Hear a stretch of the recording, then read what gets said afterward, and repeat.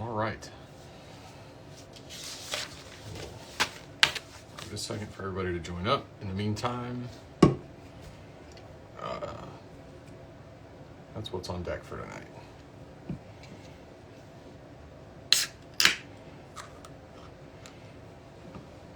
Got Ando, first one in. There we go.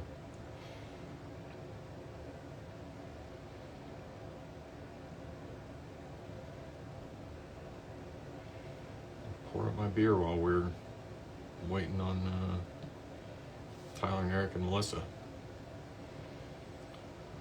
It's been, I got up in Washington, D.C. today and made it back here. It's been travel for work yesterday, and it was kind of an in and out thing, so it was a lot for a day. Let me pass out if I finish this whole beer.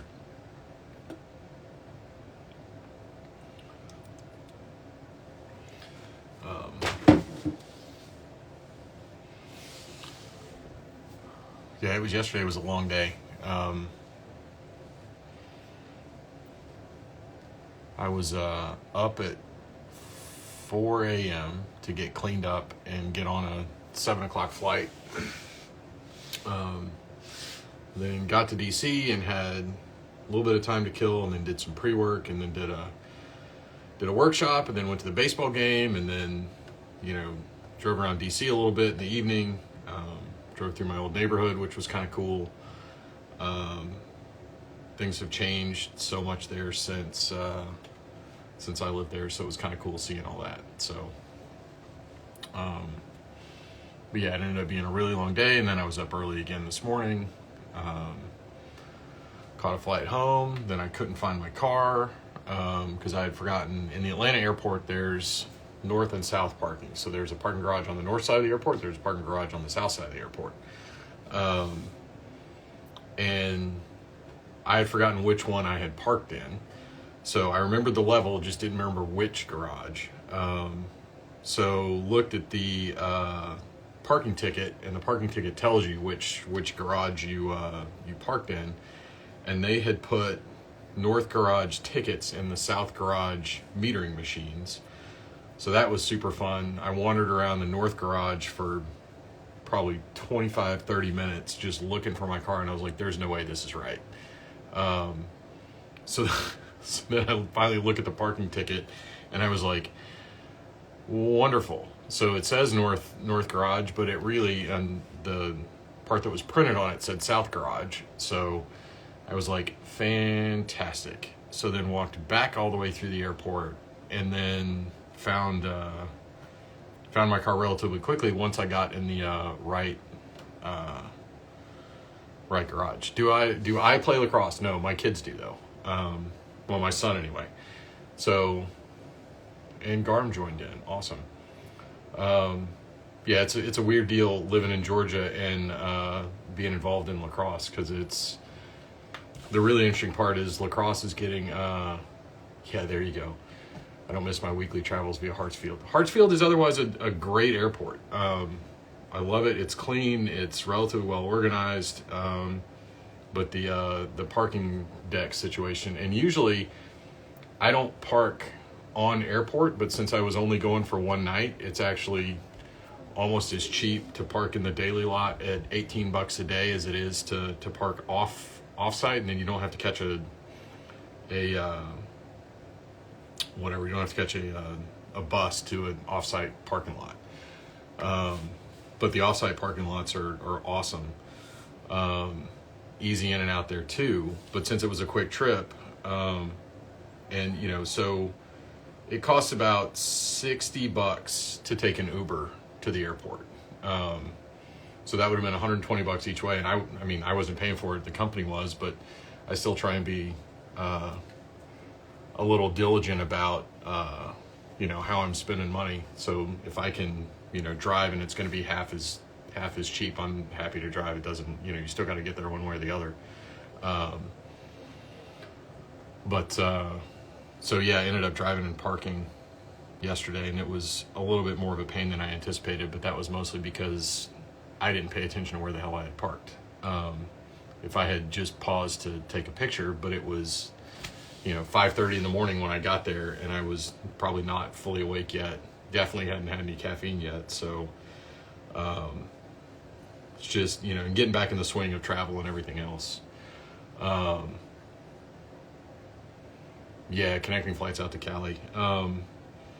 Yeah, the nice thing about living in Atlanta and going through that airport is it's freaking everywhere. I mean, you can catch a direct flight from Atlanta to everywhere.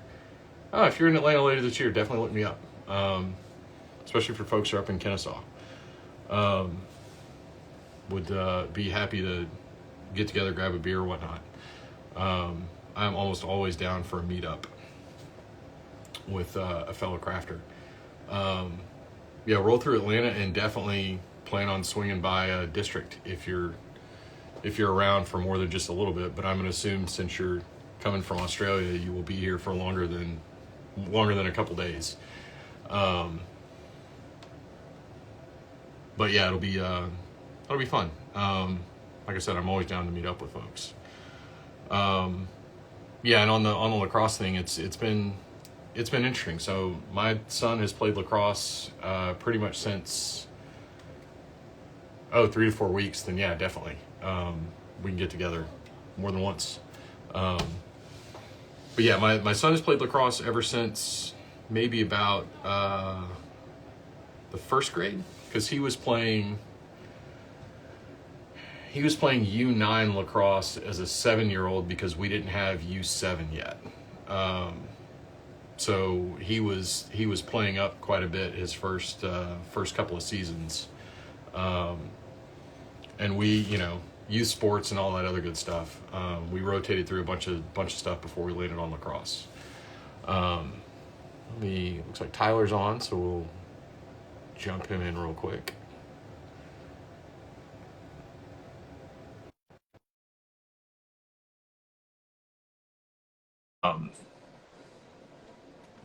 But yeah, it's oh,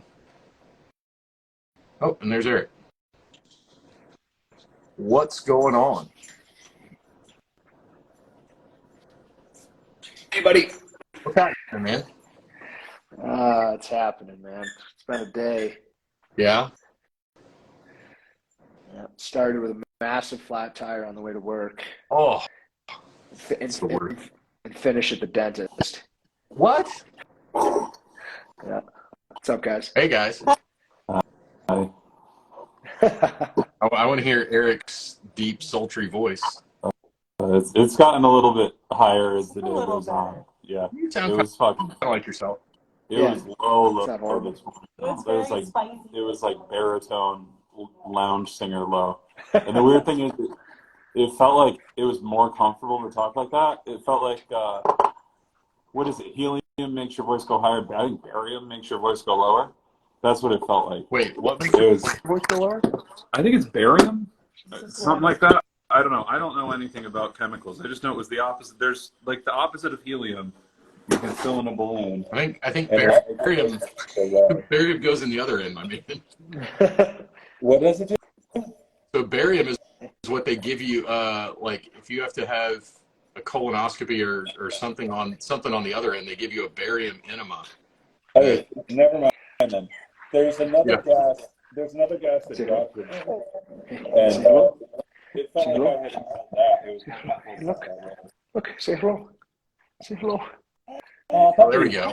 Hey, say hello. Puppers. Say hi, guy. Say hi. Say hi. Hi. Here you come. There we go. Yeah, That's all she's got. That's all she's got in her tonight. Yeah, matching earrings. So, dude, what was going on at the dentist? Just regular stuff, or? Yeah, just regular stuff. Okay. But it was get to the dentist with no car situation kind of day. So yeah, the one day we were like, you just couldn't where you actually needed a vehicle. And it was brutal, man. It was like a fresh pothole where like the part that came out of the pothole was sitting next to the pothole, and it was like the lesser of two evils, It was like, do you smoke your car in the pothole, or do you take on the like 9-inch piece of stone? And I got the 9-inch piece of stone, and it did go well, but yeah. I mean, they got it. I'm gonna pick it up tomorrow. It just wasn't ready today, so I had to take a Uber to the dentist. But yeah, it was an event. It was an eventful day before this call. Hey, at least Oh my gosh. your oil pan's safe. So I don't fancy. Yeah, nothing else did, but somehow didn't bend the rim either, which was kind of crazy. I was for sure expecting to get that. Dude, that was my last car because of driving around in Atlanta. Like potholes are horrible and steel plates and everything else. Yeah. Like my last car, three of the four tires couldn't be properly balanced, and they're like, it's best effort because your rims are bent all to shit. Yeah. And I Well, was that's why you shouldn't be driving 38s, Chuck. You got to go down to something small. 17s, baby. Yeah. No, that was that's when you figure out that 35 series tires are not really Atlanta friendly. But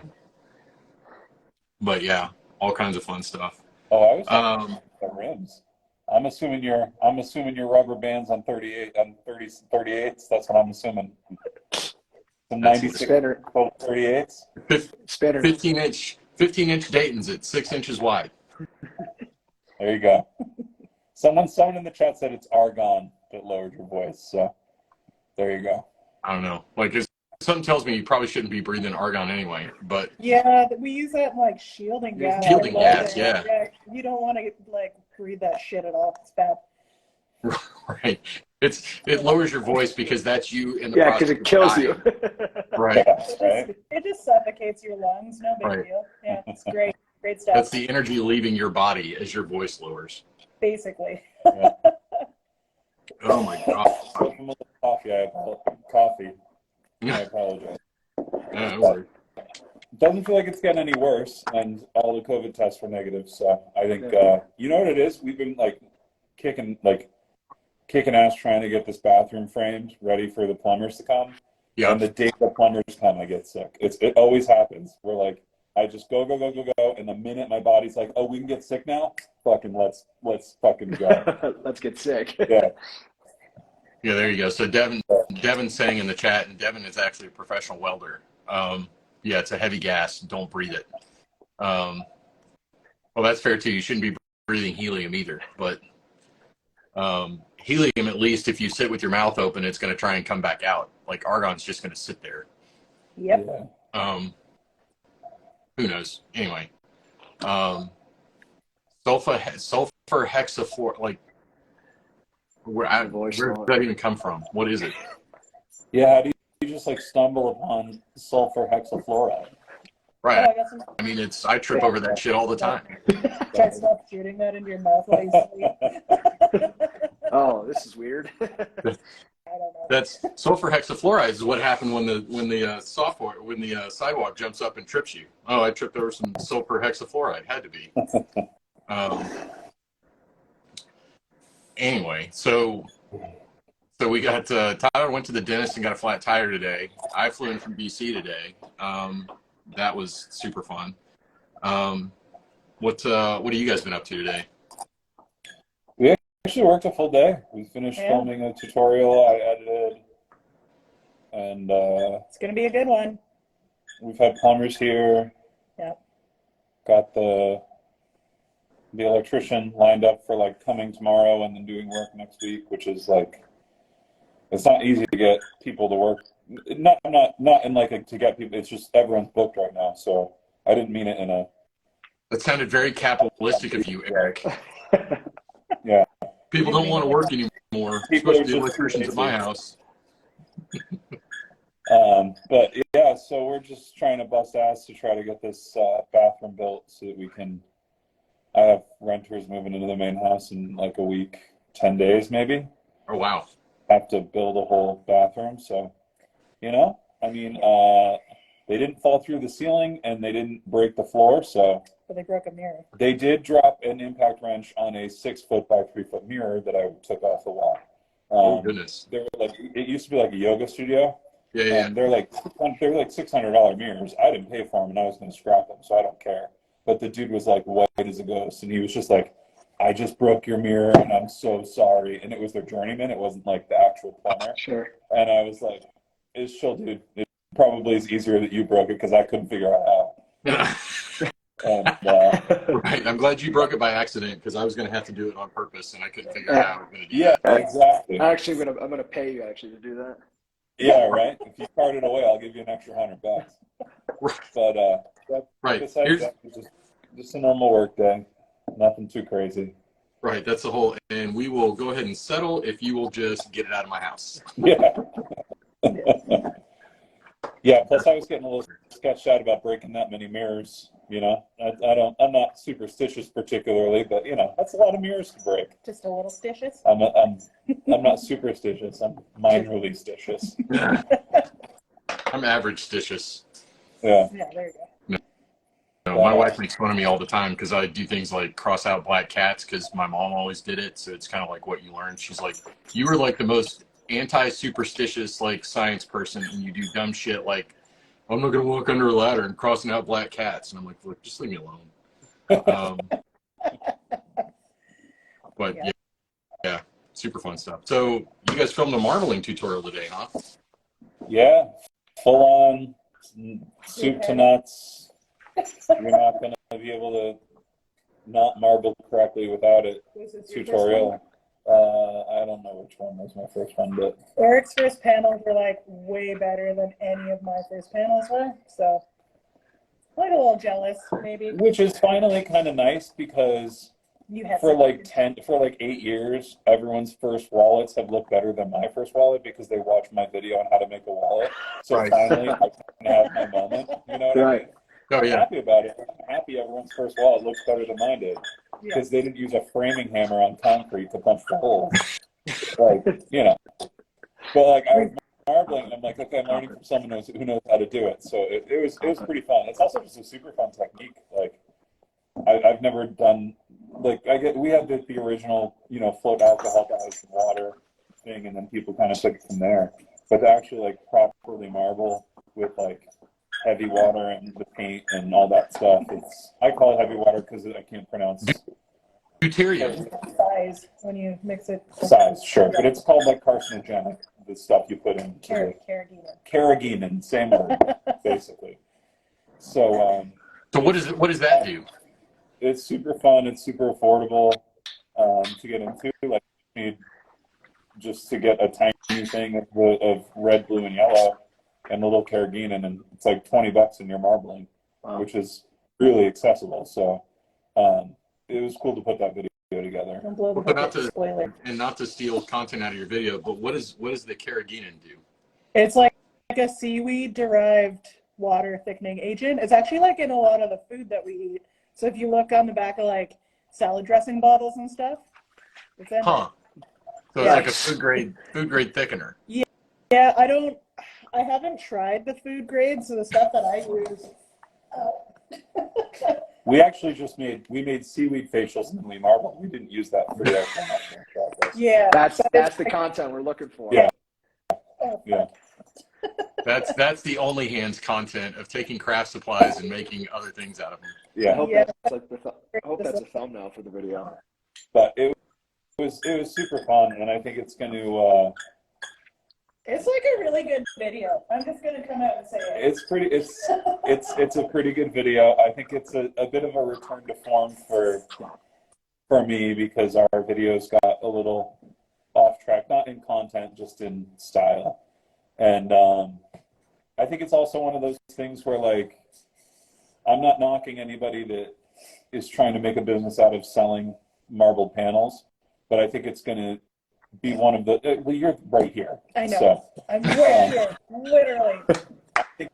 I think it's going to be one of those things that it puts marbling leather into the average leatherworker's toolbox instead of makes it an expensive thing that you have to buy. Well, it's not. Which I kind of prefer to see anyway. Which I'm going off of her. I'm not. That's not me trying to be like I want to destroy the marbled leather market. No. You know what I mean? Yeah, but I mean, honestly, it's not dissimilar to what you've done with your leather crafting videos either, right? So I mean, Exactly. Yeah.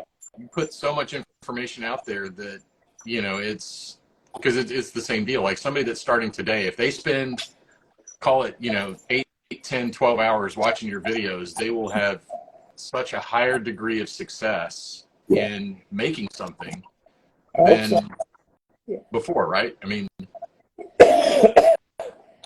Depends on the video. Yeah, I mean that's true too. The video got molded 2x4, so 50-50. But yeah, I mean there's a lot of content out there that wasn't there before, and it's awesome that you guys have put together this marbling stuff because it's really cool. I mean, I've never done it. I could see you really having a lot of fun with it. Yeah, it's also just like when I started, there wasn't any YouTube videos on it, so I just kind of like, it took me months and hundreds of dollars to really figure it out because there was nothing. And if I can save one person that kind of money by sharing info, I'd much rather do that than hoarding it, So are there plans to put together like a marbling supplies kit or just the guide? I thought of it, like I actually like sat down at one point and was going to physically put kits together. I just don't have the space or the capital to get them going. Like, it's not something I would want to sit on. I think Eric might know some people that have a business that might be able to put together a dad hand signature marbling kit. As much of a social anarchist with a bad capitalism habit as I like to be, as I claim myself to be, I don't think that marbling requires a kit to be made, having done it. That's fair too. You buy the Caribbean and called Caribbean, Eric. It's you buy the Caribbean. It's one of those words I'm never going to be able to say. Once you have that, all you need is like $15 in paint. That's it. There's really no reason to put a kit together. About 70% of the supplies I use come from the dollar store. We literally went to a dollar store in Cape and got like 80% of the shit that we use. Yeah. That's awesome. So I would actually, and not, like I make more money selling a guide with the list of stuff than I think I would physically putting kits together, having that space taken up in my house, having to ship them out, all that stuff. And it's just like, it's just, it's not totally essential. There's also a lot more value in her guide because the materials themselves aren't hard to procure. It's the knowledge and the...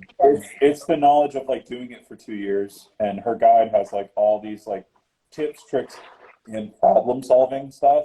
That's the stuff that's like... So like stuff $10. Stuff I fucked up on and had to figure out, so I just tell how to fix it. I think that's the value. And I'm not knocking anyone if someone sells a marbling kit, that's fine. But realistically, you need 3 little bottles of paint, a bottle of reducer, and the Caribbean or whatever the hell it is. We're just going to call it Caribbean. It's better than calling it carcinogenic. Yeah. It could be. You're not supposed to breathe it. Yeah. So. Right. Don't report it and you'll be okay. Anything that like requires a kit to be made, just go order a few colors and make the heavy water. And there is also actually, so the first kit that I ever bought it's Jacquard. I don't know. I think it's like a French pronunciation. They put out a paper marbling kit. They're like $25 from an art supply store. Yeah. So that's just what I tell people to buy. Like, if you really don't want to hunt down the paints and everything else, just get one of those kits and then a bunch of bullshit from the dollar store. Yeah. Or there was if you go down the rabbit hole of like paper marbling, holy smokes. Yeah. That was like that one reel I sent you the other day, Melissa, where it was like people doing paper marbling and silk marbling and all that stuff are like, they have these tanks that are, freaking 3 feet wide by 8 feet deep. That they're, combing these big rakes through to get the marbling patterns. And there's, I can only assume, because, in that video I sent you, somebody was like, oh, this is the pattern had a name to it that I guess it was somebody, and it was like multiple passes in each direction, and it produced like this really intricate kind of pattern of marbling that presumably has some creator's name attached to it. Mm-hmm. That was really neat. But like, if you go into like paper marbling, holy smokes, that stuff is crazy. Yeah, there's actually like books and stuff about all the technical, there's like period correct stuff too. Like, there's a gentleman that I know of, I think I just follow him on Facebook, but he does like book restoration, like hundreds of thousands of dollars for a single book to be restored, but he goes back to like the period of time where the book was made and does like all the marbling for because traditionally it was used in like the front covers of Right. books. Yeah, Of yeah, really yeah. fine books, not like the kind of books that you would find at Chapters or whatever the fuck, but Not the smut we read today. yeah, exactly. But it's really cool because he does like some reproductions and stuff, or like I said, like just restoration and whatever. And seeing the way that he does it, and he actually goes and like he'll when he's like dyeing the leather and stuff for the front covers, he'll use like the proper like, you know, like if it was dyed using like roots back in the 1900s, he'll find the same stuff and like do it that way, and it's really interesting. Right. So he's out, you know, using period correct materials and Yeah. all that other stuff, like digging around for whatever and grinding up the roots and all that other stuff. Yeah. I mean, honestly, like if you want like a business hack, just look at what Jacquard sells, and you can do all of it on leather. Yeah. That's Yeah. it. Yeah. Like you can use their indigo dyeing kits. You can use their cyanotype. I did a video on that. You can use their marbling kit. You could do a whole cyanotype line, and there's your specialty idea for making leather wallets. Everything sticks. I've tested it all. Mm-hmm. Just look up Jacquard stuff, and they make a lot of fun, even just for a rainy day to mess around. Like I use their paints a lot too when I first started marbling, and they also have like a really great Instagram and like instructional videos on how to do all of their different things that they offer. But they're a really really good company. I like that. Their indigo synthetic, but I mean, short of brewing a vat and keeping it, which I've done, and it's not worth it. You know, synthetic indigo is just it's gonna age just basically the same for all intents and purposes as regular indigo on a leather wallet you're using. So and remind me, real indigo is what? Real indigo is like it's a plant. Yeah, okay. It's a plant. And synthetic indigo. So basically, synthetic indigo is chemical-based indigo that reacts to oxygen the same way that real indigo does. But to have enough actual indigo to make a vat, you have to grow like acres and acres and acres of indigo, and it takes years to make a vat. Mm-hmm. And then to keep it running, you have to keep it at a specific temperature. And I mean, that's why you see like all the Japanese denim makers, they'll sew and then they'll dip in the vats and stuff like that. And the vats are all set in the floor and they're all steam heated and they're all 50 years old. I mean, it's a beautiful art form, but you know, you can keep an indigo vat in your basement. It's just like it's almost like keeping a SCOBY, right? Essentially, it's not similar in technique at all, but it's kind of like about as difficult as that, like maybe a little bit more. Or something you like kind of feed and keep you have to feed it, you have to keep it up because it can't be, as soon as oxygen touches it, it starts to oxidize, and then you have to scrape it, and you have to keep like all of the spent indigo off the top, and it's a big thing. So I always tell people if they want to try indigo dyeing lead like veg sand, just get a Jacquard kit. Do it, do what it says on the thing. You'll get the whole experience of watching it oxidize as you pull it out. It's just a little more like.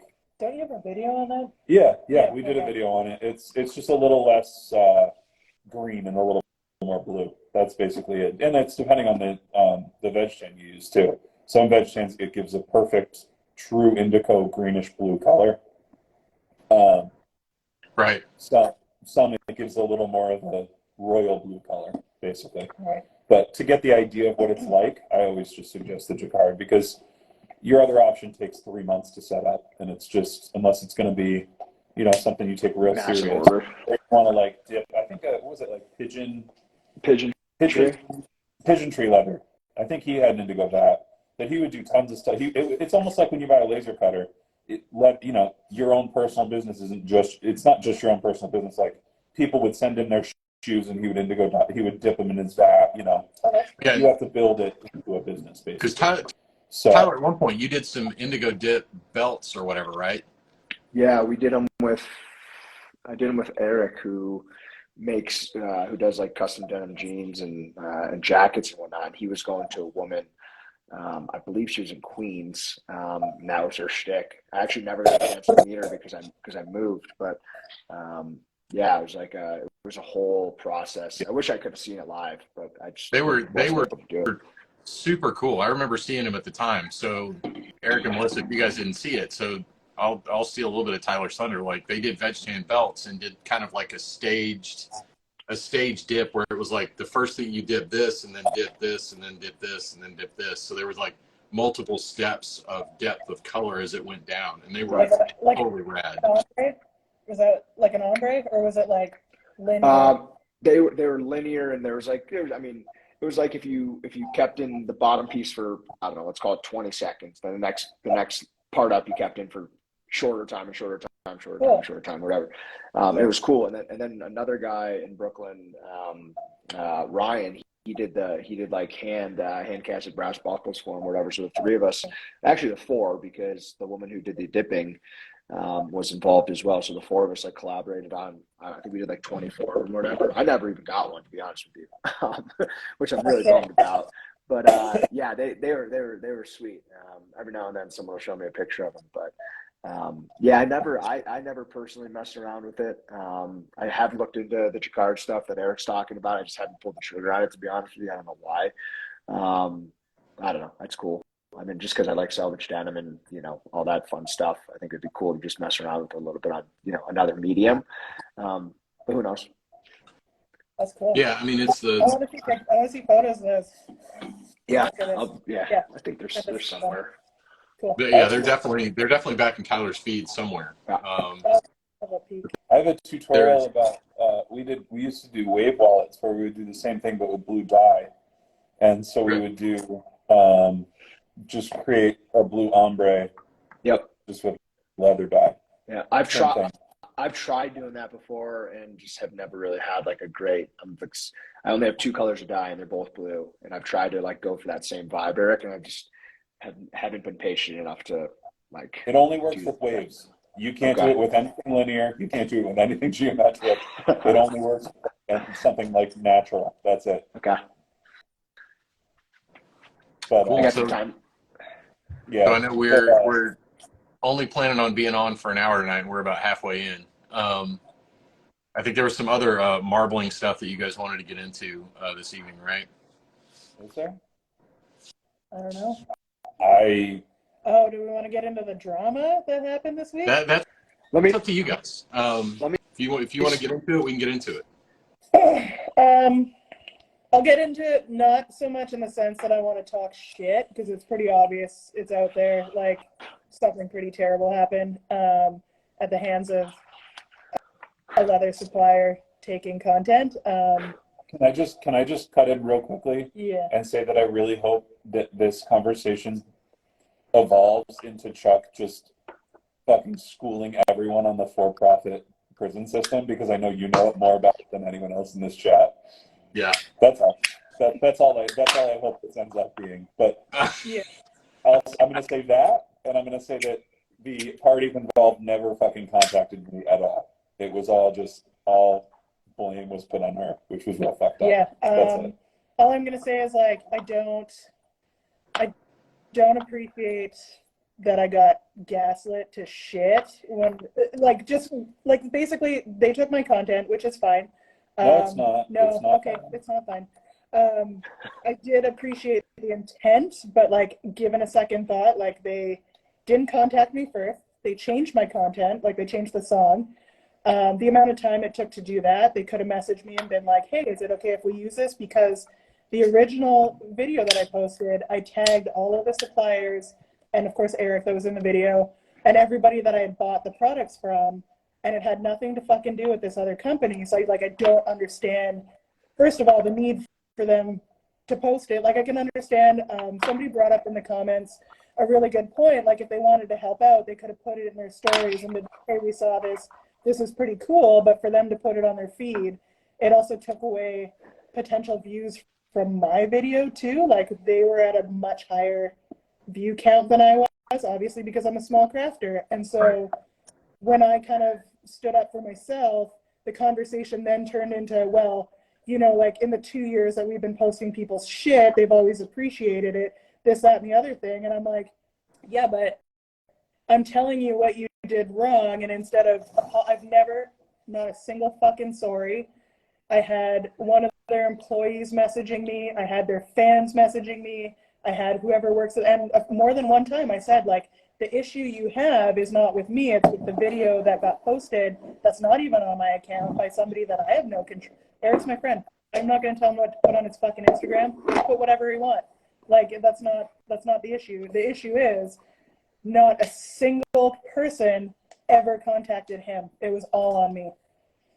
And so it was like an entire day of getting bombarded with bullshit from them, on top of, like, piled on top of me being upset about my stuff getting taken and altered. And like, it was a horrible experience. And I told them that. I was like, this has been absolutely the most disrespectful thing I've ever dealt with, and not a single sorry, nothing. Yeah, I mean, to me, it's the issue of, so just to kind of recap for everybody that's watching, because Sean joined and now he wants to know.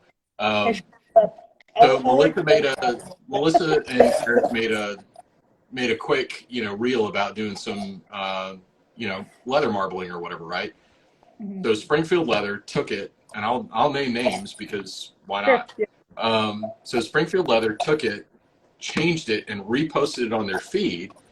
Yes, they did put reposts. Yes, they did, keep some captions and whatever else. But it was the problem of they took it, modified it, posted without permission. Hang on 1 second. What do you need, buddy? Well, and of note too, they also didn't tag. Oh, hey, bud. Hi. They also didn't tag Buckle Guy, right, Alpha 6 Paint, any of the leather companies. Like, they didn't tag anybody. Like, obviously, yeah, they repost credited whatever, and that was kind of the feedback I got. Was like, oh, well, we credited you. You should be thankful because we have 30,000 followers. Yeah, and it was also because they didn't explicitly say, we don't have a relationship with Dad Hands. We don't have a relationship with any of these other people. To your point, they stripped out, the other suppliers out of the text, and made it appear that, you have some sort of relationship with them, which isn't the case. And no, because I've ordered from them one time. Right. The item that came was completely fucking different from the photos and the description. I fought and got a refund, but in my package, there was a letter, and this was like mid-pandemic, crying about how they nobody couldn't wants get to work staff. anymore. People would rather sit at home and get social assistance than have a job. And so that was where I drew the line, and I was like, I don't want to deal with or represent or support a company that's going to, blame their shortcomings on a fucking health crisis and people realizing that they need to get paid what they deserve in wages. So, I've never, ever had a relationship with this company. So there's no fucking reason for them to repost my stuff. Yeah. I mean, I get the point that they wanted to repost it because it was cool. Like, you guys are doing cool shit. Yeah. But to the point, they misused the platform, and the more appropriate way to do that would have been throw it into their stories and say, hey, look at the cool stuff that Melissa's doing. Yeah. Not put it in their feed. And, the other kind of subtext is put it in their feed because they sell all of the shit that you need to do that. So it's like, hey, look at this cool marbling video. Come to our site and buy shit to marble leather. When there was no conversation around it. They have a fully built out YouTube studio. They could have filmed their own tutorial. Yeah, absolutely. Instead of $10 for my guide if they wanted to support me, but they didn't. Yeah. The whole thing was pretty slimy, and I'm just like, I'm not, and I got accused in some comments of telling people to choose sides. I don't give a fuck. Shop with whoever you want to shop with, but if I've had a bad experience with somebody, I'm gonna make it known because I want to save other people. I'm not saying don't shop with them, but just be aware that the company you're giving money to sucks, and there's better companies out there to support. Yeah, and I mean, it's if any of us that do this kind of stuff, right? I mean, so I have suppliers that I prefer. I'm sure Tyler has suppliers that he prefers. You guys have suppliers that you prefer. Mm-hmm. So if you pay attention to an individual crafter, you will see, because if I use somebody's product and I like it, I'll throw a tag on it or whatever else. There's no doubt about it. Buckle Guy makes the best hardware that's available in the U.S. Unmatched. Yeah. It's super high quality. It is also expensive. Like the zippers that Buckle Guy sells are expensive, but what you get is a quality product. You can get other stuff from other suppliers, but it's not as good. You know, I personally choose, I mean, independent of Eric or anybody else, like I was using Buckle Guy prior to Eric working with Buckle Guy. And I've sourced stuff through Tandy, through Weaver, through Buckle Guy, through Ohio Travel Bag before Weaver bought them. I mean, all over the place. And I still think Buckle Guy makes the best hardware. And that's, again, my own personal opinion. Nobody should do anything with that other than just say, wow, Chuck likes Buckle Guy. Maybe look at me and go, he's a complete and total dipshit for liking Buckle Guy and he pays too much for hardware. Cool. Is what it is. But I think their hardware is worth it. Buckle Guy's parent company made Coach's hardware for 30 years, so that should tell you a little something about their quality. Oh, there you go.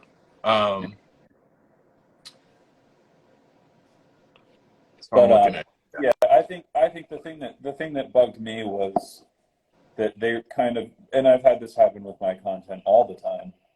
It's a weekly occurrence with me on YouTube because people just repost my videos. Right. And it's to a smaller degree, it's Instagram as well.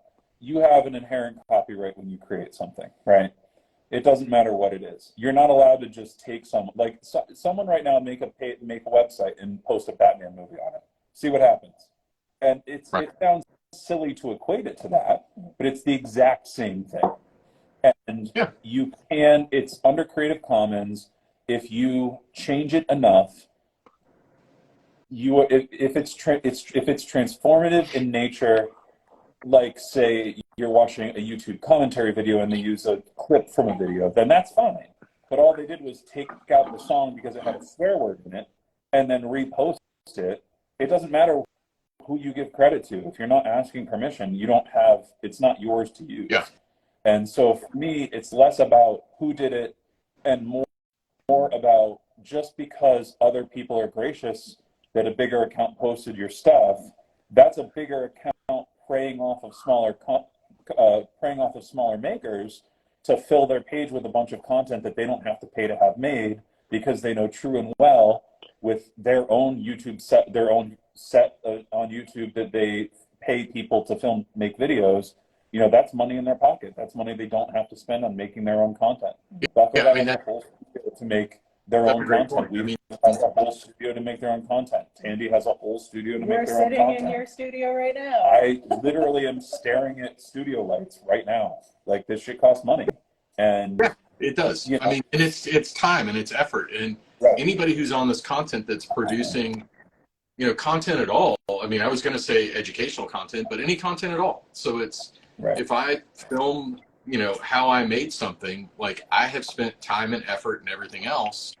And, this is still a small business for me. So it's, there are plenty of people who do hobby and whatever else. And for you guys in specific, like this is your source of income. Like you're not filming videos. I mean, yes, they bring you joy and fulfillment and all that other stuff. Right. But, it's also part of your business. And when somebody steals that content and reposts it, they're taking something from you that you have spent time and effort and money on. I mean, it kind of boils down to that as well, is that, the time that you spend generating social media content, and that's true for all of us, there's an opportunity cost to filming social media content versus making product that's going to be sold.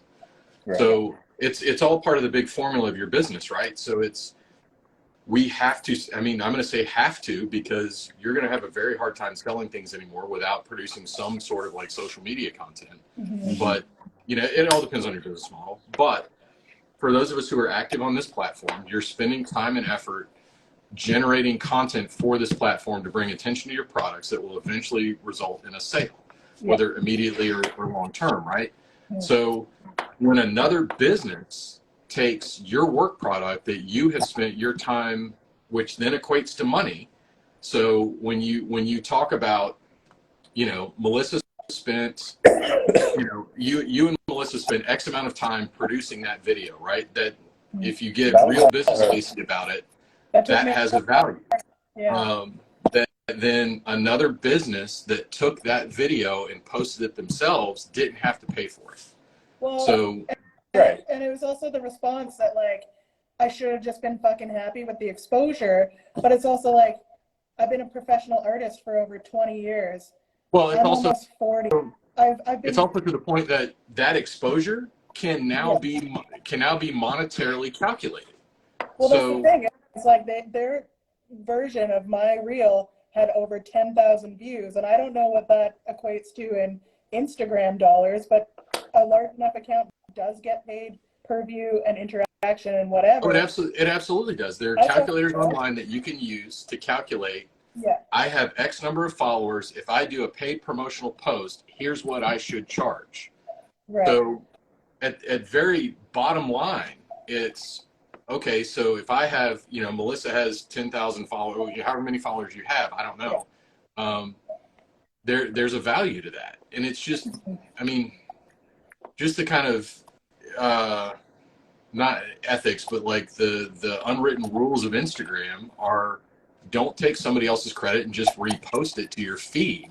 That's what stories are for. If you want to repost somebody's shit, put it in your stories.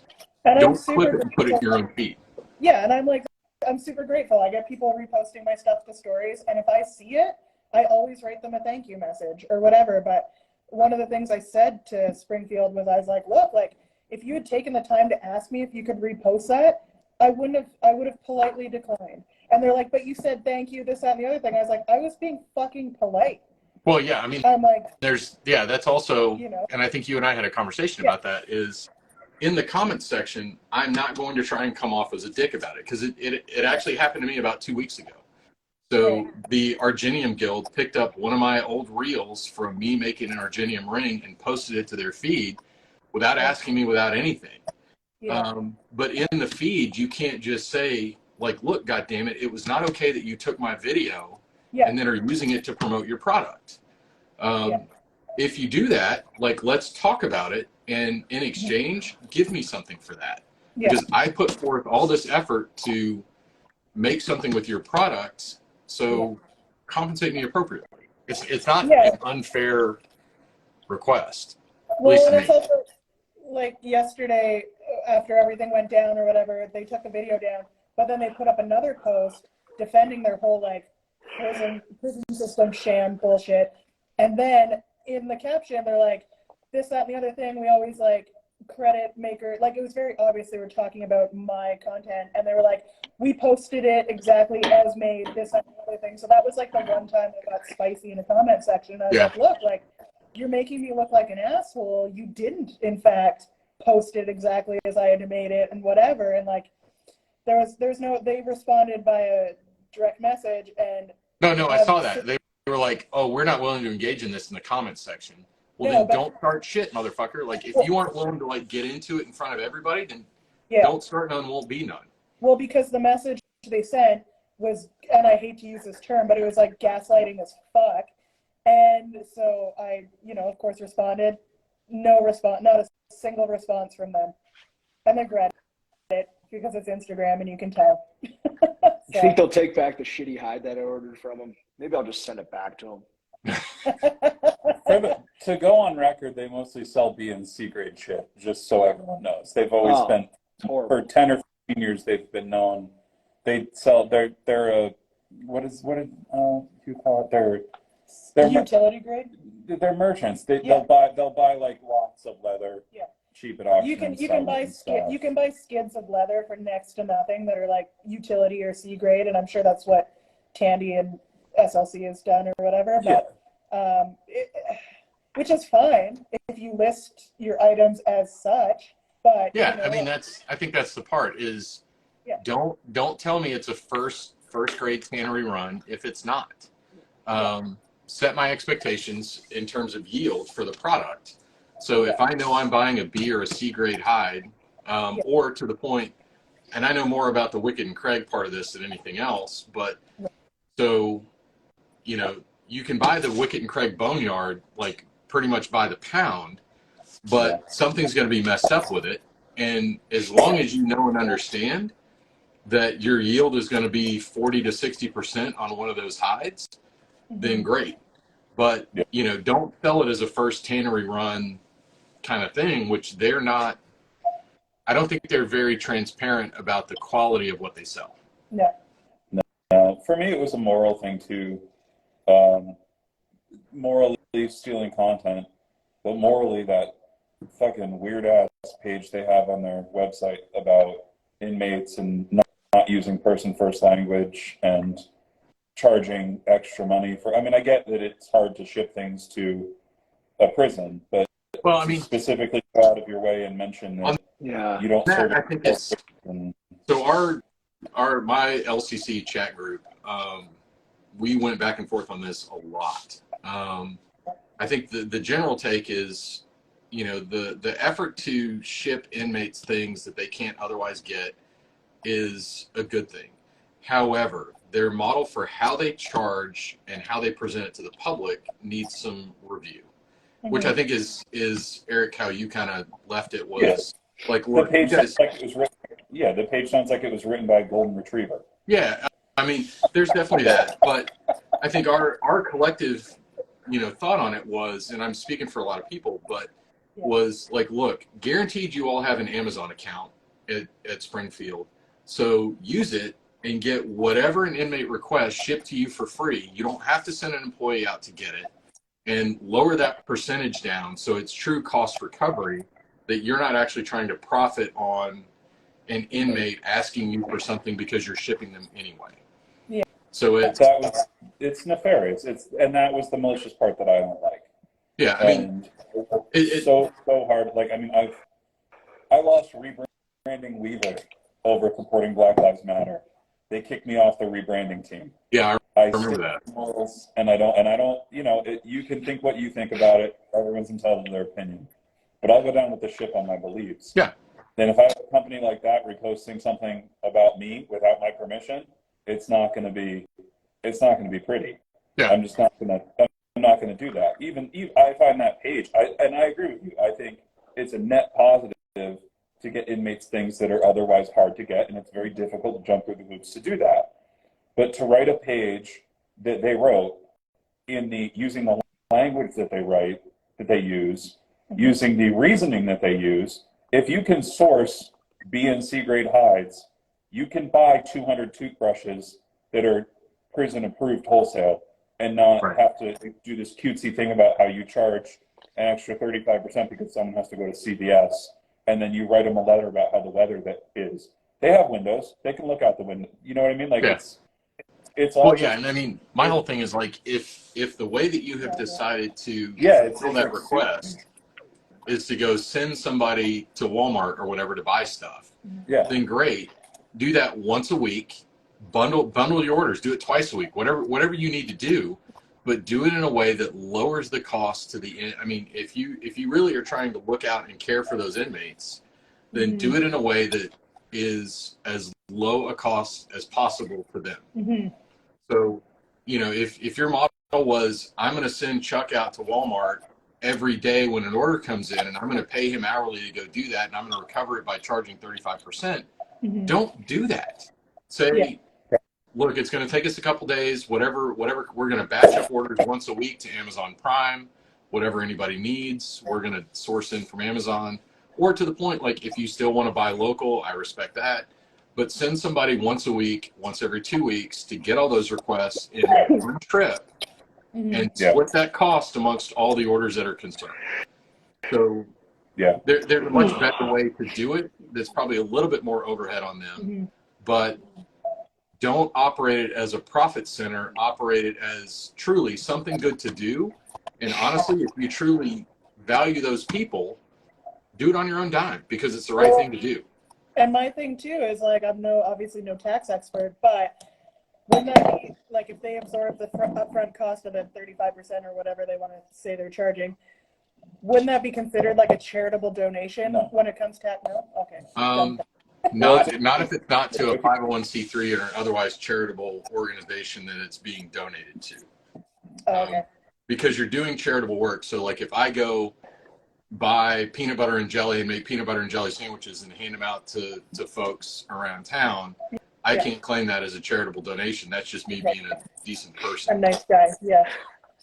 So it's, you know, so if they were donating to an organization, but to the point, I mean, it's a little bit more difficult, but if they were really serious about it, great. Then get yourself a 501c3 that fulfills all those requirements, because you're a company and you should be able to do that. Like, if that's really your motivation, then there are ways to do that aren't just, well, fuck you, inmate, pay me 35 points on. I mean, it's not, it's just the whole like gambling, whatever. Like, you're going to pay me 35, it's loan sharking. Yeah. You know, I'm gonna front you this hair dryer. You're gonna pay me 35 points on it. Like, what the fuck? That's the weird thing about that page that bugs me, is that they're like bragging about profiting off inmates because toothbrushes are expensive in private prisons. So why instead of the prison making the money, they're making the money. Well, yeah, I mean, well, that's the other point, is they don't ship into private prisons because private prisons are locked down for that, and they're not going to let external shit come in because they're going to make you go through them to get whatever you need. So that's why they're like, oh, we don't do federal prisons, because that's a whole different story. Like, state and local shit, yeah, deal with Barney Fife and get in whatever you want. But like the federal stuff, they're just like, which to the point, like, if you really valued those inmates, then deal with the federal stuff. But don't just go, oh, you're fed? Fuck it, we can't help. Because it's too much effort on our part to deal with the federal shit, which I get. And, you know, the same deal. Like, if you got to spend, you know, an inordinate amount of time in arranging packaging and sealing and all that other shit to ship into a federal prison, like, I get it. But there's a better way to message that than just, hey, if you're in a federal prison, you're fucked. Guess what? You're not getting a hairdryer. Yeah. But if you aren't, we'll tell you how the weather is and what the dog's doing around the shop. Yeah, It's just, the page is belittled. I've never been to prison. I know a few people that have ran small bids, and it just seems like I worked with special needs kids with special needs for a very long time, and person first language was always very important. And I believe that with inmates, it's the same thing. And that whole page just reads like a virtue signaling train wreck.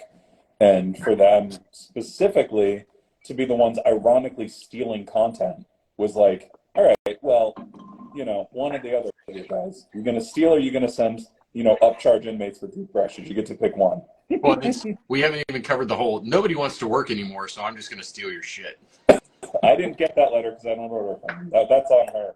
I have it. Oh, I sent you a screen cap of that. You know, it actually took me like a very long time not to angry post that and be like, what in the actual fuck are you sending this out in your stuff for? Like, cry to each other around the break room table. Don't slam people for wanting to be on social assistance because they don't want to make fucking $10 an hour or whatever. They're, you know, like, it was just gross. Like, it felt gross reading that letter. And like, aside from the product that I ordered being horribly different, like vastly different from the photos and the description, I just, that was it for me. I was like, I can't support this company. Yeah, I mean, to me, it's the hypocrisy of taking an opinion that people don't want to work anymore. Yeah. When you don't want to work and film your own content and you just want to lift somebody else's shit. Like, how can that exist in the same place? Yeah. Well, it's not that people, they also forgot to finish the sentence. People don't want to work anymore for what we're offering to pay. Yeah, there's the sentence. There's that. But it was also just like taking no responsibility. It was like, oh, our shipping department, like everything's taking so long because we can't find employees. And it's like, well, then maybe take a little bit of a look inward and figure out why you can't find employees. Well, that's been my kind of stump on the whole time is like, if you paid a shipping and receiving clerk $50 an hour, you wouldn't be worried about where the hell you were going to get people from, because there would be people lined up around the block. Shipping clerk until they retired, you know, like it just $50 an hour, fucking sign me up, because that is a lot more money than I make now. Right, but yeah, you can't find a shipping and receiving clerk that wants to work for minimum wage. That's a fair statement. But it's not. I don't mean this in any belittling way at all towards Melissa. I just lost an employee. I have one of the best leather workers in the country sitting right next to me in my own house, being housed, fed, and treated well. And It Sure. took literally 6 days. If you treat people well, they'll help you out and they'll do work. Yeah. And we're also friends, and we had a lot of other stuff to do, but you have to treat people right. Whether you're Yeah. a big business or a small business, that's it. Like, you have to treat people like people. No, and Which I think that was one of the comments that I left on the. Yeah, and I'll go even a little bit further. Like I had the privilege of seeing Kaylina work, and it was one of those deals where, like, holy shit, like, you and I had been sitting there talking for an hour, maybe two, and she banged out. It was it was easily like two dozen bifolds or something, and I'm like, she was finishing, and she was talking too. oh yeah. No, she was just sitting there doing her thing, and like all of a sudden I looked up and she had this pile of completed work. Yeah. And I'm looking at it as someone who does this work myself, and I'm like, holy shit, I couldn't have done what you did in the amount of time that you just did it. Mm-hmm. Like, that was really impressive. But anyway, that's my I'm a fan of Kaylina statement. For a lot of different reasons, but she is an absolute machine at leatherworking stuff. Production work, she knows her shit with production work. She's an absolute machine. Yeah. It was, when she left, it wasn't just I'm leaving. It was, here's six months worth of things done, and go finish your apartment, and I'm sure you'll find someone else. I'm gonna go do my own thing. It was, but that was, it was simply a case of I did my best to treat her as best I could for as long as she worked for me, and that you build loyalty that way when people are part of a company. Absolutely. I mean, that's true anywhere, right? I mean, any business. Yeah. You treat people well and they'll want to stick around. If you don't, that's at least the phrase that I've always heard, and I didn't come up with it, but it's like, people don't leave bad jobs, they leave bad bosses. Yeah. And it's different when you're in a corporation versus a small company, whatever else. Because at some point in a large company, my ability to incentivize and compensate an employee is a little bit hamstrung by the company itself. But when you're in a small business, you have a whole lot more flexibility. You have a whole lot of more flexibility to treat people well. You're not hamstrung by a larger organization that kind of dictates the rules, right? Well, that's why I purposely avoided becoming any bigger than I am, because I knew at some point there was a chance I'd be a one-person company again, which I am now. Also, because short of spending an entire employee's revenue on making them a full-time employee with benefits and stuff, it's like, you get benefits or you get a paycheck. Because I think we talked about this before, you're not going to walk up to an insurance company and say, hey, I have one employee and I want to offer 401k match and all that stuff and stay in business, unless you're selling something extremely expensive. Right. It's just not.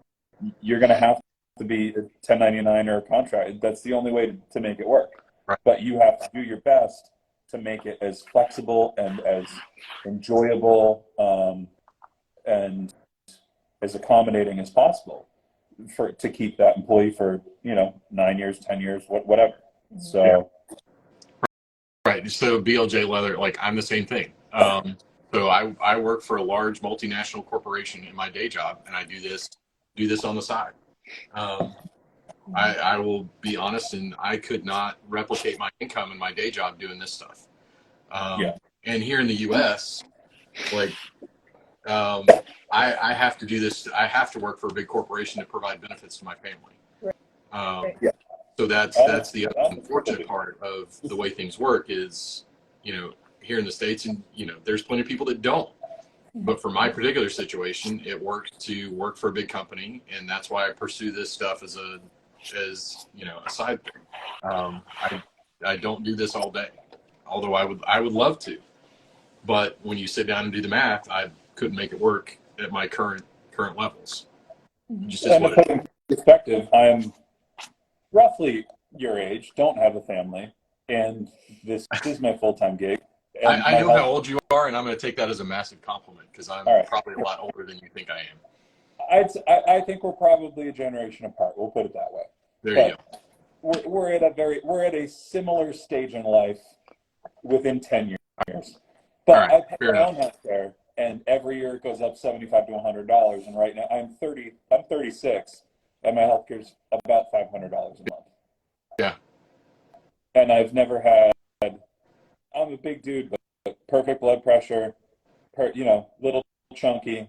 No, I've never had surgery, never had anything like that. The word you're looking for, Eric, I think is medically termed as thickalicious. I like to use husky, but apparently that's only appropriate for men under 10 years old. So I think Whatever, dude. I have long said that, like, so with like men's clothing and whatever else, like at some point they got rid of husky first, Yeah. then they got rid of athletic cut, and now I'm stuck with like slim fit everything, and it kind of pisses me off. When I hear husky, I just think of like Bobby Hill from King of the Hill. But husky used to be turn of the When he century. became the husky male model, that was the best episode ever. It's so cute. I like recently rewatched all of King of the Hill. It still holds up. Everybody should rewatch it again. Which, for those that are not from Texas, the fictitious town of Arlen is Garland, Texas, and it totally checks out. But yeah, so there's an episode where Bobby Hill, is a chunky kid, and he finds the store that caters to chunky kids' clothing, and then becomes a male model, and it's the most awesome episode ever. It's so good. That's what Duluth Trading Company's for now. Yeah. You need a double XLT, they got you. That's always my problem, and I know it's yours as well, is, I'm 6'2", and finding a t-shirt that doesn't like make me look like Winnie the Pooh all the time is hard fucking work. Just go you live in Atlanta. Go the opposite. White tee down to the knees, baby. Yo. White tees, and I'm gonna start selling water bottles at the off ramps. Yep. But yeah, I mean, it's we could go into that whole stuff like forever about finding clothes that fit. But yeah, for me, it's always finding shirts that are long enough so that they don't pull out of my pants when I gotta tuck them in, especially in professional situations. Yeah. Anyway, it's yeah. I don't know. I don't have anything else to add to that. I just like the loose stuff. I just wear all the loose stuff. They make shit that fits big boys, and that's about it. yeah, But there you that's go. On the other side, for the shorter folks amongst us, like, they all have problems finding pants that are the right length. That, even if you have the pants like hemmed up, then your pant legs are like that wide. If you were a shorter person, whereas I have problems finding off the rack pant legs that are long enough, that don't leave me walking around like high waters, because most places I need about a 34-inch inseam, and most places don't carry it anymore. They used to. All of you, the 5'4" and the 6'2", you all got to start buying Japanese denim, because they sell them in like 38. They sell them 38-inch inseam, meant to be hemmed down. Wow. Well, yeah. So that's like there are a lot of companies like Dearborn Denim and others that $400, but they last a long time. Right, 3228. They don't exist. Yeah, I mean, that's. They do in Japan. They do in Japan. Yeah, you can find them. Sorry, go ahead, Eric. Oh, I was just saying, seriously look in Japan now that you can order stuff from Japan fairly easily. Tyler was talking about being into salvage denim and stuff. And like Japanese, they'll sell most of their jeans, like you pick a waist size and you don't necessarily pick a length. They just all come at 36 or 38-inch inseam. Yeah. Because it's meant to be hemmed right to you and your fit, whether you want stacking, cuffing, whatever. And then you can choose to get a chain stitch so you get the roping effect, or just single needle stitch. But it's a really great resource for me when I wore jeans, which is a fucking douchebag white person thing to say. When I wore jeans all the time, it was great because I could order a pair of jeans. In your denim days? And, well, yeah, I mean, I just don't wear pants anymore. I wear shorts all the time. But not because it's warm where I live, just because I'm just one of those people. Most Japanese denim comes in a 38-inch inseam, or 36, and it's meant so that you can either have them hemmed to exactly how you want them, because there are so many different, like, niche sort of cult following type, like Bosozoku dudes and the greaser dudes. They all wear their jeans differently, but they all buy from the same brands. So they make like, some dudes want stacks up to their knees because it'll fade really cool. Some dudes want like super straight fit, no cuffs. Some people want like 4-inch cuffs. So Japanese denim is a really good place to look because they're basically made to be, you buy them and then tailor them. Like that's the whole point of the stuff that they do. Well, I will the issue. tell you, I'll say local to me, it's a little bit north. So there's a guy in Greenville, South Carolina called Bill I Am, and I'll share one of his posts in my stories after this so people can get to him. But so he's done a lot of really cool work to so he makes custom jeans. Like you can walk into their shop and they will custom measure you and custom make a pair of jeans specifically for you. They're not terribly expensive. I mean, $200, $300, something like that, which seems expensive for jeans, but not expensive for a tailored custom pair of pants that are made specifically for your body. And you can measure yourself and send them to them, and they'll make them and mail them to you. But the other really cool thing that they have done is they are basically taking South Carolina cotton, having it milled in South Carolina, turned into selvage denim in South Carolina, and then selling them through South Carolina. Didn't he like buy the mills? He bought the looms back from Levi's or something like that. Yeah, he did. Yeah, Vidalia Mills. Yeah, so he's really, I mean, I've never met him personally. I've never been to the shop, although I've been to Greenville a couple times, and I keep meaning to go in there, but I haven't. But you know, so there's some people doing some really cool stuff in the States in terms of that kind of thing. So if you have problems finding, you know, pants that fit you, there's options. Yeah. Both on the short and the tall side. Remember, tailors exist. I mean, yeah, absolutely. Tailors exist. That's the thing. Like, it's a lost art. I got the fucking. I used to ride bike thighs, Yeah. so to get a pair of pants that fit my thighs, I got to get the bottoms taken in, the waist taken in, everything taken in, so they look like a normal pair of pants, or else it looks like I'm wearing a pair of bootcut cargo. You know. Yeah, I'm the same way. It's like, you know, if I buy stuff, I mean, and I do, like, I don't have a custom pair of jeans, but you know, because that was my complaint a couple weeks ago when I had to go buy clothes for this, you know, for a couple of in-client meetings. Like my waist, the pants are too big in the waist. They're because to your point, like to fit my thighs and butt, I've got to buy bigger pants than I need. What's Shane saying? I can make custom jeans from the remnants cut from my hem jeans. There you go. 5'5" life. So Shane's making patchwork jeans out of his hem stuff. I mean, look at what is it? Look at Capital and Bodie are sending people to the Met Gala doing that. So yeah, that's not a bad thing.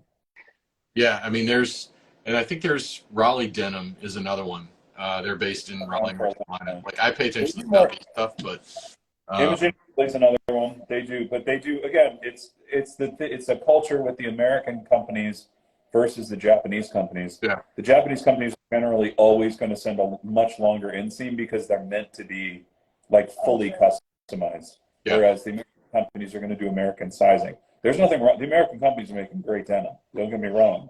But you're generally going to have a harder time finding, if you need a 36-inch inseam like I do, it's going to be a much more difficult time finding a 36-inch inseam in the States if it's not custom made compared to Japan. Yeah. Because Japan's like stock length, even though not everyone there, but like they're a shorter culture. They always do 38-inch inseams. I don't know why. It's always 38 inches. Yeah, and if getting a relationship with a local tailor is always a good thing. Oh, hi Taylor. Tyler jumped. Taylor. But yeah, so it's, you know, also if guaranteed wherever anybody lives, there's somebody doing chain stitching there. And if you want a really cool way to hem your jeans, that local chain stitcher would be more than happy to chain stitch your jeans for you. Yeah. And hem them up. Like, just reach out to them. If you need recommendations, like I know a couple chain stitch folks that, you know, can do that kind of work and would probably take mail-in work. So if Gotta If be you don't, done. Like, I'm pretty sure, like, and don't quote me, but I think like companies like Railcar, they'll chain stitch any jean. You Yeah. just have to send it. yep. And I know there's a couple places in like Dallas, and you know, if you get into that world, there's a huge, you know, selection of folks that can do that kind of work. Yeah. What we need to work on is we need to work on shirts for people who have giant shoulders. I would appreciate that to be worked on a little bit. Yeah. It's That's the thing too. no button downs over here. That's what we need. You're literally wearing a button down right now. It's from Duluth. Yeah. They're the only company, and this thing goes down to my knees. Yeah, for sure. Yeah, I mean I have the same problem where it's, you know, if I find a shirt that fits me in the chest and shoulders, it's, you know, it looks kind of like a tent. Yeah. But I will say that the shirt I bought a shirt at J Crew or whatever a couple weeks ago for this, you know, for the business stuff, and bought an XL slim fit, and it works. Yeah, So that, I guess I think we're different types of big though. could be. But yeah, I mean that's, you know, and the funny that Shane, who's in the chat, was like, dude, go to a tailor. Like buy the shirt that fits you at your biggest dimension, and then go to a tailor. And part of me was like, well, I want to go to a It's tailor. like having a barber. Just treat yourself once in a while, you know? Treat yourself. Yeah. No, that's the funny. Like I had a video call. My boss is based in London, and I had a regularly scheduled call with him yesterday, you know, on video, and he was like, dude, what's going on with you? I'm like, what do you mean what's going on with me? He's like, you look different. I'm like, it's probably because I had a bath and like I'm going to be in front of people today. I was like, normally when I talk to you, like I'm not in front of people that day. So I'm like wearing my gym clothes and or my hair all fucked up or whatever else. I'm like, this is me like presentable to the outside world. He's like, oh, okay, that's fair. Yeah. So like me buying tailored clothes, I'm like, I need it once a quarter. As opposed to a daily wear kind of thing. Yeah. I don't have any, and that's the one thing that, like, when you do this full time, I don't think I have a single piece of clothing that doesn't have at least one paint stain on it, or is ripped, or are not Crocs, or, you know what I mean? Like, I have no need for it. Yeah. I had to buy, I mean, I have a couple nice pieces. Like, I had to go to my sister's wedding, but I don't own a suit. I think I've worn a suit once for my best friend's. I had to rent it. I couldn't tell you. I have suits in the closet, and I would argue that probably none of them fit because my body shape has changed so much, like in the past 10 years. Yeah. That I would almost guarantee that none of them fit me. Well, you're over there like squatting and flipping tires these days, aren't you? Yeah. There's definitely that. Yeah, I'm on the Lexapro diet where they don't tell you you're going to gain 35 pounds, but you're going to be a little bit happier. So yeah, there you go. I'm going the opposite direction right now, trying to level off and get back down to fight weight. It's a little bit. Yeah, and Eric's mentioning he needs to make a leather shop apron. Just buy one from Calavera.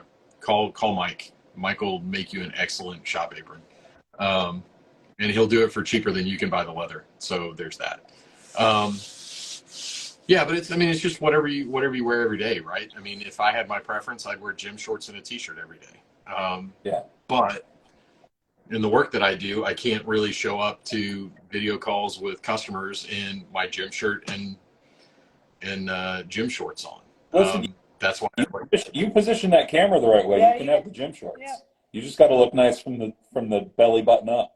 Yeah, that's absolutely true. Like you can wear your gym shorts. You just have to have it. Yeah. You guys wouldn't even know if I didn't tell you.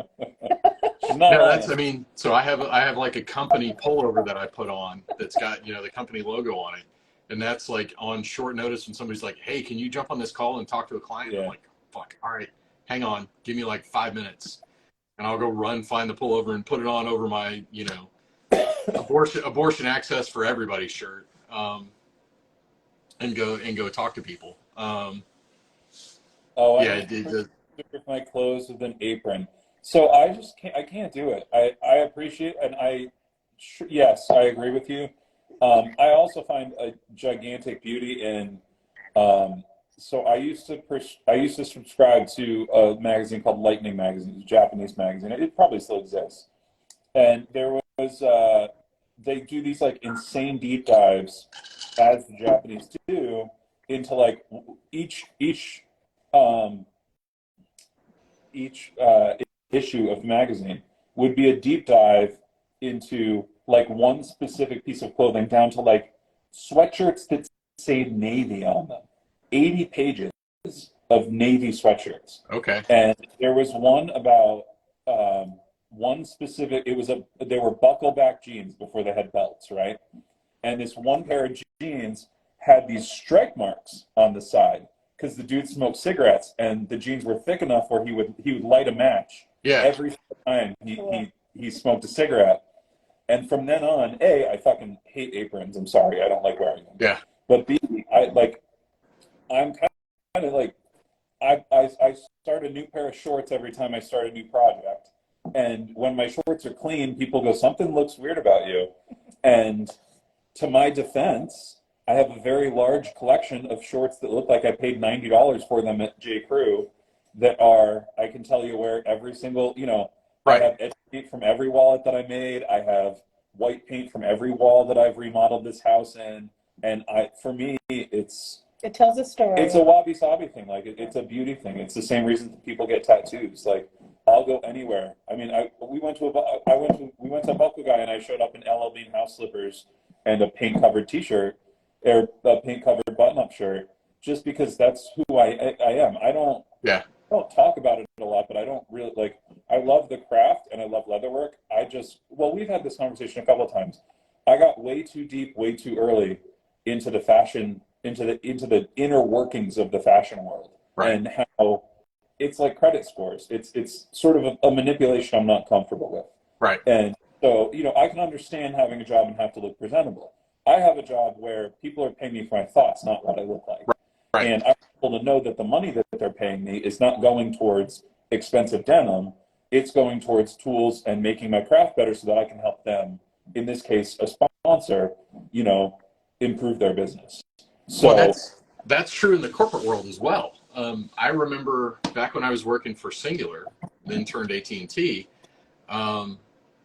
we would have sales, like tech, because I work in IT, right? So sales guys would roll up in like a BMW 7 Series, and people would look at them and go, we're paying too much for what we're paying, because that guy just pulled up in a $100,000 sedan.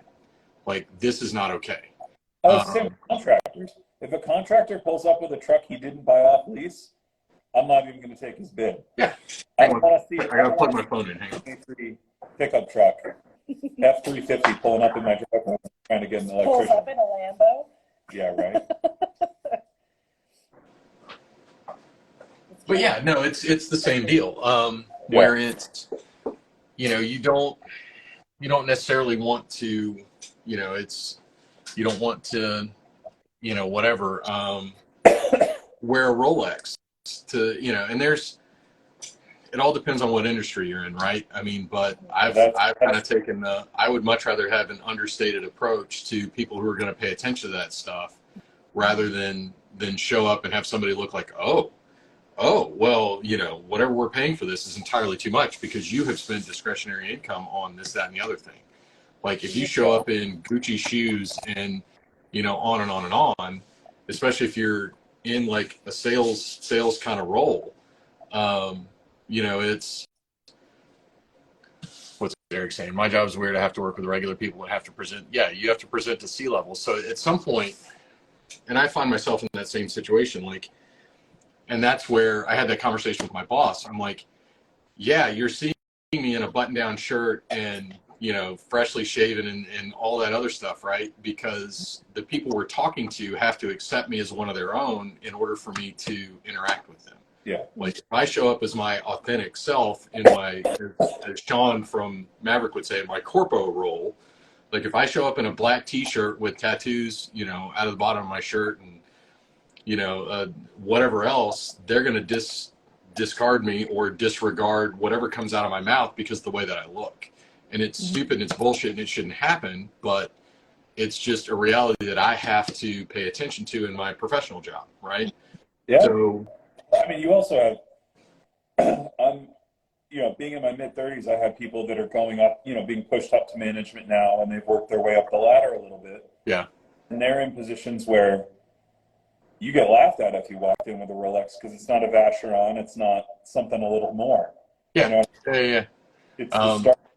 And yeah, it's, I mean, there's a hump that you have to get over, right? So when you're first starting out, you've got to do whatever you need to do, but you get to the point where you're experienced enough that my reputation speaks for itself. And when I walk into this room, I don't give a shit if I have, gold teeth and tattoos everywhere.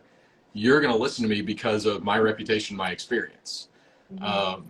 So that's what I don't know who said it or where the quote came from, but it's like when you're fully tattooed, either people think that you are not able to maintain stable employment, or you're so fucking good at what you do that you don't care.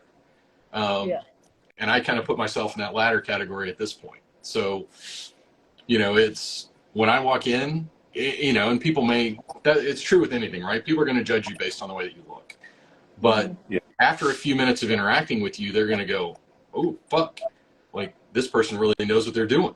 And I kind of take a little bit of pleasure when that happens, because it happens to me all the time, especially professionally. Like, I got to the point when I was working for AT&T that I just didn't care. Like, forever, I would wear long sleeve dress shirts to work to hide my tattoos, because it just wasn't worth dealing with people who would make shitty, kind of side comments and this kind of the other stuff. And finally, one day I was like, you know what? Fuck this. I have earned my spot in this organization. I'm, at a senior leadership level. I don't give a fuck what any of these people think. Yeah. And I'm not going to get fired for it. So fuck it. Let's go. And it would, it's multiple times walking into the room with not C-levels at AT&T, but a level below that. And you could see they're like, who the fuck is this guy? And then after me speaking for 30 seconds, they're like, oh, okay, I'm going to get over that hump. And that's, maybe it's me being an agent provocateur or whatever else, but it's, don't judge people by the way they look. I think for me, and this is just me speaking for myself, this is returning a little bit back to leather work, but, when you're lucky enough to build a platform like I've built, the first 30 minutes of meeting someone is convincing them that they don't actually know you. Yeah. So when I dress down, it's a much easier, it cuts that time in 10th. It's 5 minutes and then, oh shit, he's just a normal dude. Yeah. And so for me, I like to dress comfortable, but it's also a tactic where, if I walked in and I was dressed nicely and I wore, I have a collection of watches that include, Vietnam era watches with dog tags, numbers engraved in them. Right. I'm not going to roll up to a business meeting in one.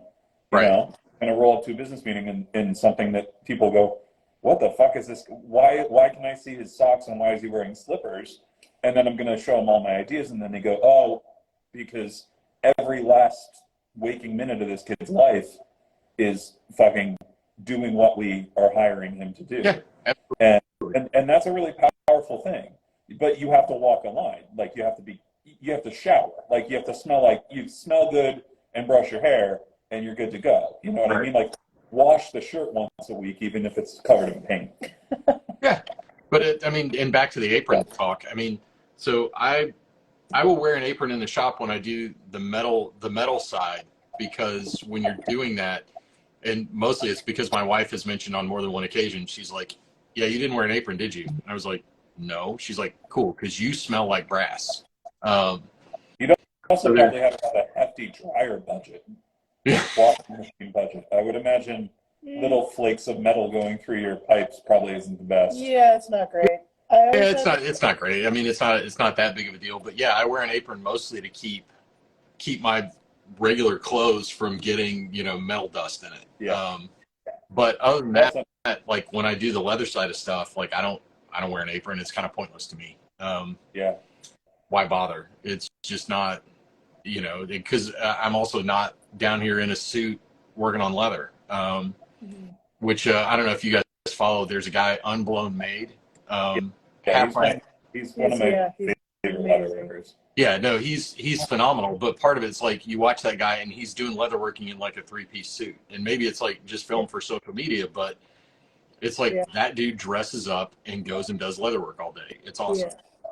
Well, I think it's his clientele too, because he's in, I think he's Korea.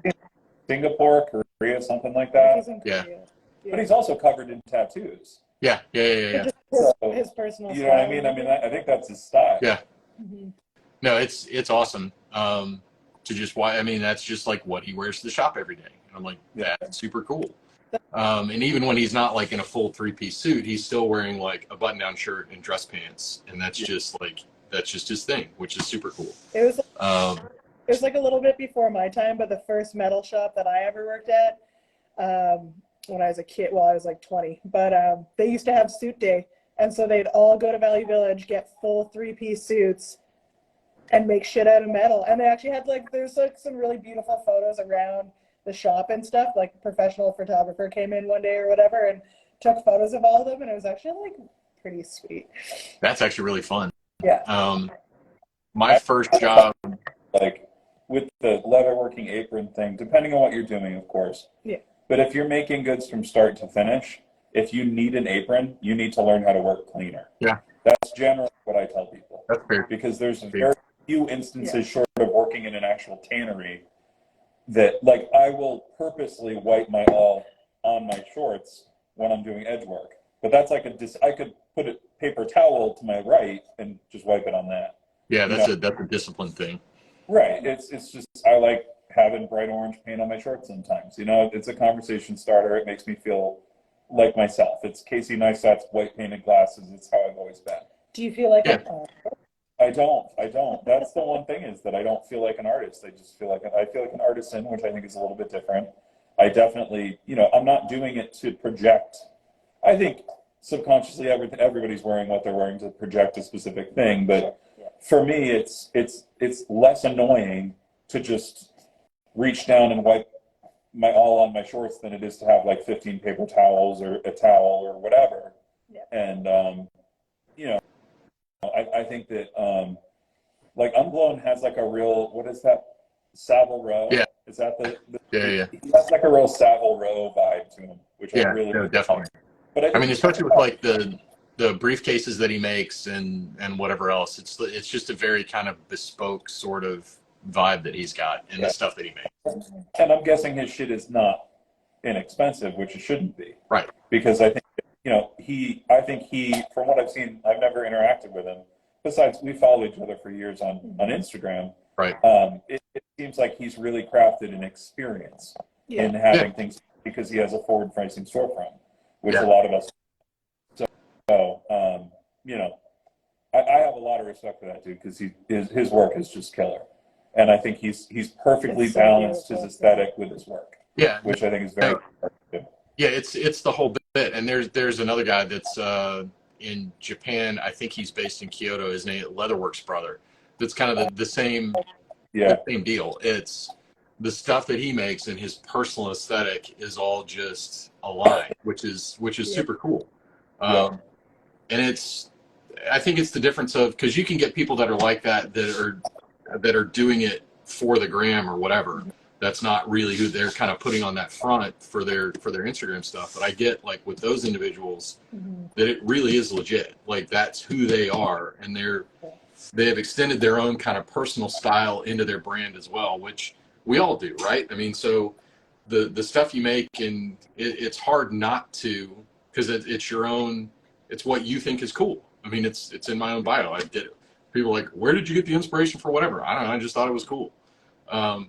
I'm completely inconsistent about it, but it's those guys, and you, Eric, have done the same thing. You too, Melissa. I mean, it's when you extend your own personal style into the stuff you make, it becomes kind of like this almost seamless extension of yourself.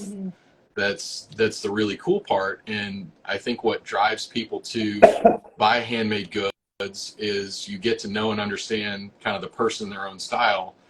I think and Eric, you've had some pretty negative experiences where people assume they know you based on, certain things and, the way you're presenting products and everything else. But it's it's really cool when you can, and you know, Tyler dropped off, but he does it too.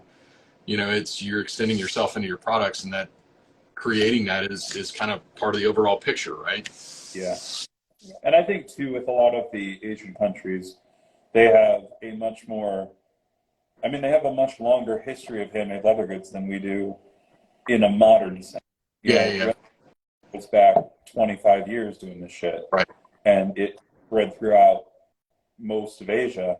And you have a much more informed customer as well, which is something that we don't necessarily have here. You know what I mean? Like, if you want to make money as a leather worker here, you go door to door to real estate agents or whatever and offer keychains and koozies and that kind of stuff. Right. If you want money there, you make, you know, you find a niche and people are willing to pay for handmade shoes and handmade briefcases, and because it's a whole different culture there. That's a culture that doesn't have generational wealth. You buy it once and you repair it until you hand it down. Whereas we're Fast fashion. we're younger countries, but we're many more generations into fast disposable fashion. disposable income. We'll put it that way. Yeah. You know, and so I have a lot of respect for that as well, because it's just like opening a restaurant on a small island. You know, the good guys come to the top, but if you're not, you have to meet a specific level over there, Right? Where you're dropping the pan and you're gone. Right. Now that doesn't mean it has to be perfect. There are a couple of really good crafters that I follow that only use the raw edge of leather and will like purposely stamp American phrases with like the single Tandy stamps, like Ken used to do it as well. Oh yeah. But it's a very specific brand identity and style, and there's like a specific peasant style in Asia that I absolutely fucking love. But they do it perfectly. Right. You know what I mean? And then you have brands like Analogico where they're like, we're just going to use Missouri for everything and make the coolest shit ever. And we're like the LL Bean of bags, but it's all made out of leather and it all ages beautifully. And it's a basics line, but they're always kind of pushing it in little different directions. Not necessarily aggressively, but in like interesting ways. Right. You know? So I think the scenes are different. I think the cultures are definitely, which is why I've always drawn inspiration from Japan, but more recently all of Asia, because you're starting to see now some of those peasant-y looking, almost hobbity, but not. I wouldn't disrespect it by calling it hobbity. It's very deliberate, peasant-looking stuff that's just masterfully crafted, in my opinion. And those are people that are drawing from outside influences. It's not people that are scrolling Instagram all day looking at leather wallets. Right. It's people that are looking at flea markets and finding, you know, different furniture pieces and different clothing pieces and different, you know, lusting over yo-yos and cars and stuff like that are coming up with the unique stuff. Right. So it is interesting, I think, to me, to see the difference between modern American leather culture and modern, I'm calling it Asian, and I hope I'm not offending anybody, just that region of the world, Right. You know, and Singapore, Malaysia, etc. It's just a very, very special area for modern leatherwork, I think. It's spread It's really interesting, and you know, I think I follow a fair number of accounts from that region of the world. So Eric Six of Arrows is asking in the comments, like, hey, are there any examples of the peasant style that you're talking about? If you look up Analogica. I always point people to Analogica because they're one of my absolute favorite brands, and they actually started as an Etsy brand. But look up some of their less finished stuff. So like they'll do a lot of the stuff is machine sewn. Actually, all the stuff is machine sewn. But look at some of the most simple bags they make. That's a really good example of like a peasant style. You'll have someone in a very baggy, flowy dress, almost like World War I era flour sack dress, with a hand knit cardigan and one of their super simple bags. It's just literally sew two pieces of leather together, flip it inside out, tie a strip of leather around it, but it's so deliberate that it's perfect. It's absolutely perfect. In my opinion, you don't have to like it. But at the same time, they'll make 90s cinch top backpacks that look like you bought one from Melvin, yesterday. So, yeah. But it's all homogenous, which is cool. Yeah, I think that when I run across the deliberate simplicity that comes across really, really well, like it's hard to make something that's really simple and looks finished and perfect all at the same time. Well, what is it? You have to kill your children. You gotta, or is it kill your darlings, not children? Sorry. I was close enough. You're the only one with kids here that got offended. Yeah, I was like, wow, maybe I could reconsider hosting Eric. Yeah. Don't kill your kids. You have to kill your darlings. You have to be willing to sit down, and it's harder to take away things than it is to add. You can add things to wallets all day, and I think that's where maybe last year, the craziness of the folded wallet was like, how many folds can I fit into this thing? It's like, no. How do I make the most beautiful, functional, simple wallet? That's much harder than making one piece of leather that folds 45 times into a wallet. Yeah, no, I mean, I've said the same thing about beer for years. Like, a brewery can make a beer that's full of adjuncts and everything else that tastes like, apple pie with a scoop of ice cream in it. But can you make a single lager that's impeccable in all the other stuff, right? So, I mean, can you make the most simple? I mean, it's where the Germans really shine, right? So they can make a lager that's fantastic. But you take your average brewery and they have a really hard time producing something that's simple and clean because it's really hard to do. It takes people decades to be able to do that. You can make a fancied up whatever. I mean, that's, Melissa, we could go into cars. Like, you can make a 10 pounds of shit in a 5-pound bag car that people will say wow at. But to make a Singer Porsche that is a perfect example of what the thing is really freaking difficult to do. And that's, I mean, I know I aspire to that, like, make things as simply as I can, but execute it as perfectly as possible. You can bells and whistles the shit out of just about anything and get average people to look at it and go, wow. But to make something as cleanly and as simply as possible is a different kind of wow, right? Yeah. And the path to doing that is frustrating too, because you have to push, in order to simplify something, you have to push it way too far. Mm-hmm. You have to hit the point where you go, I'm pretty sure that this is going to be where it ends up. Then you got to push it. Yeah. And you don't ruin the piece. You just make it look like, Jesus Christ, what the hell did I just do? Yeah. And then you dial it back on the next one. And you go, okay, this works. This didn't. This worked. This didn't. It reminds me we lovingly call it the frog wallet. The coin pouch that Killian had designed. She was having some trouble on one of the pieces, and I was like, well, what if you cut a slit and flip the seam, and you had just a random seam in the middle, but it would turn the piece, and that was the answer. You know what I mean? Like that. It was just one cut, and that was it.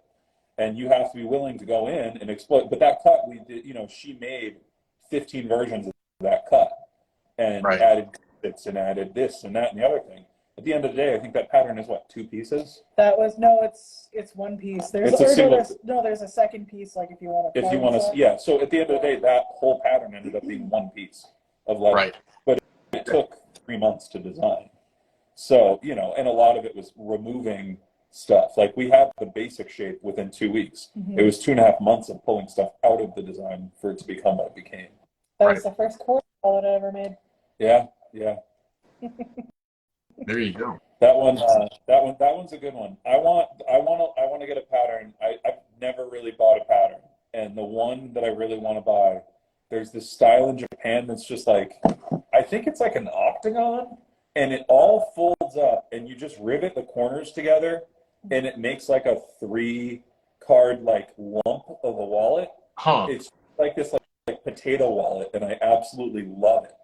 And like every brand sells one, and I don't know if it's like I mean, it's essentially like a bifold. Like I would sell one and have no problem thinking I was copying someone because so many brands make them. But I just want one for myself, Right. and I guess I gotta go on Etsy or something and find it because it's just a lump. Like that's all it is. It's just like you put it together with a couple of rivets. I think you might put a piece of leather in between in some of them, and Right. they're just like lump wallets. And to me, they're just gorgeous because they take on the shape of like not only what you put in it, but where you put it. If you sit on it, then they become square. If you keep it in a bag, then they become these like literally twice baked potato looking things. Huh. And I absolutely love them. That's one of my favorite designs of all time. And if you saw it, you'd be like, "What in the ever living hell are you talking about?" That it looks like a 12-year-old was just cutting leather and having fun.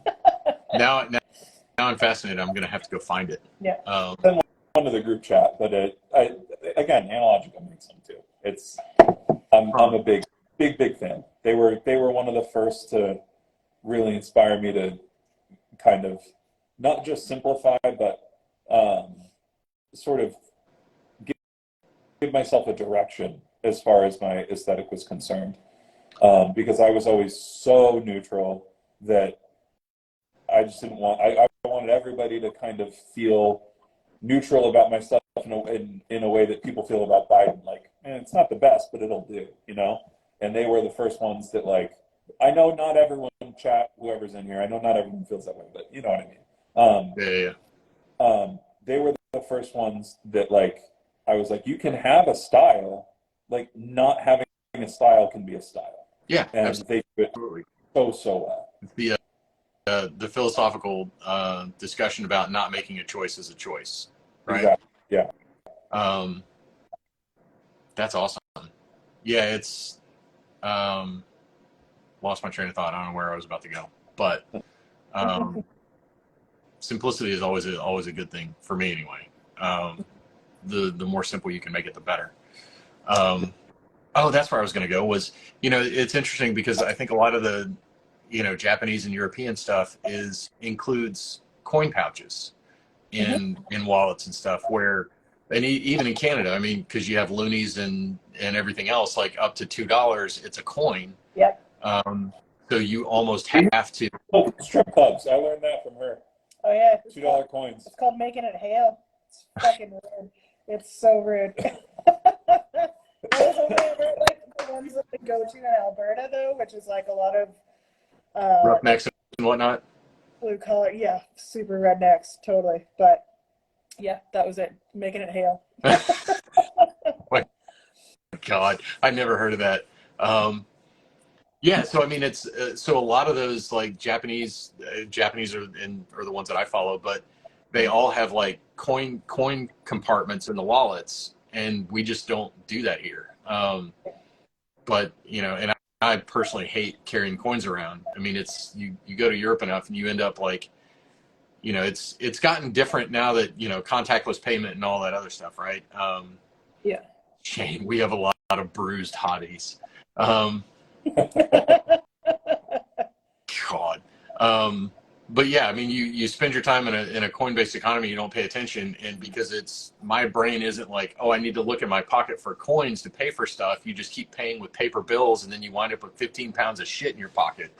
Yeah. And you're like, now I have this double fistful of freaking coins you have to deal with. Yeah.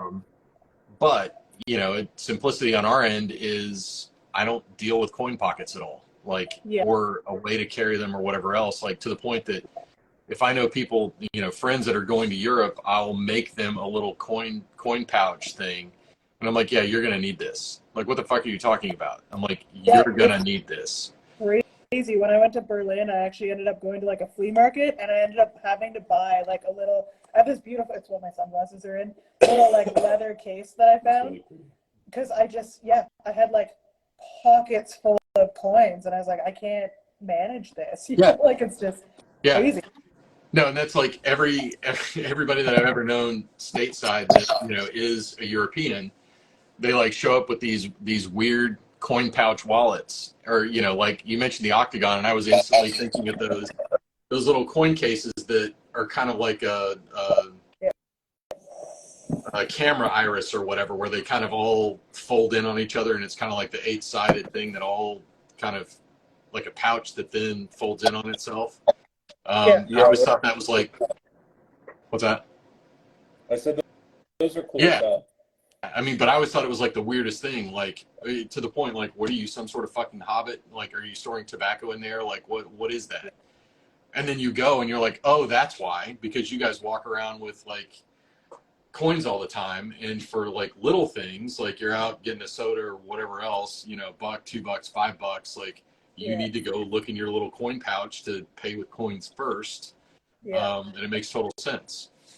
But I know, I always get messed up, like when I'd go down to the state, like to Seattle and stuff for shows, because I forgot. Oh my god, I forgot about like $1 bills, and I'd be like, oh man, I got a bunch of money in here, and then I count it, and I'd be like, holy Christ, I have $13. What am I even gonna do with this? no, I hate dollar bills. Like, it's, I think my wallet currently, if I have it in my pocket, I do, which is my famous Sire Leatherworks wallet. So this is the reverse shell cordovan that I sent Tanner, and he graffitied all over it with a paint marker. I mean, I think he put dye in one of those reusable markers and did it. But, you know, freaking dollar bills, I hate them. Like, because this is like $4, and it's freaking thick. By the time you double it up and whatever else, it just irritates me. But obviously, I've done nothing to reconcile that, and it's still currently sitting in my wallet.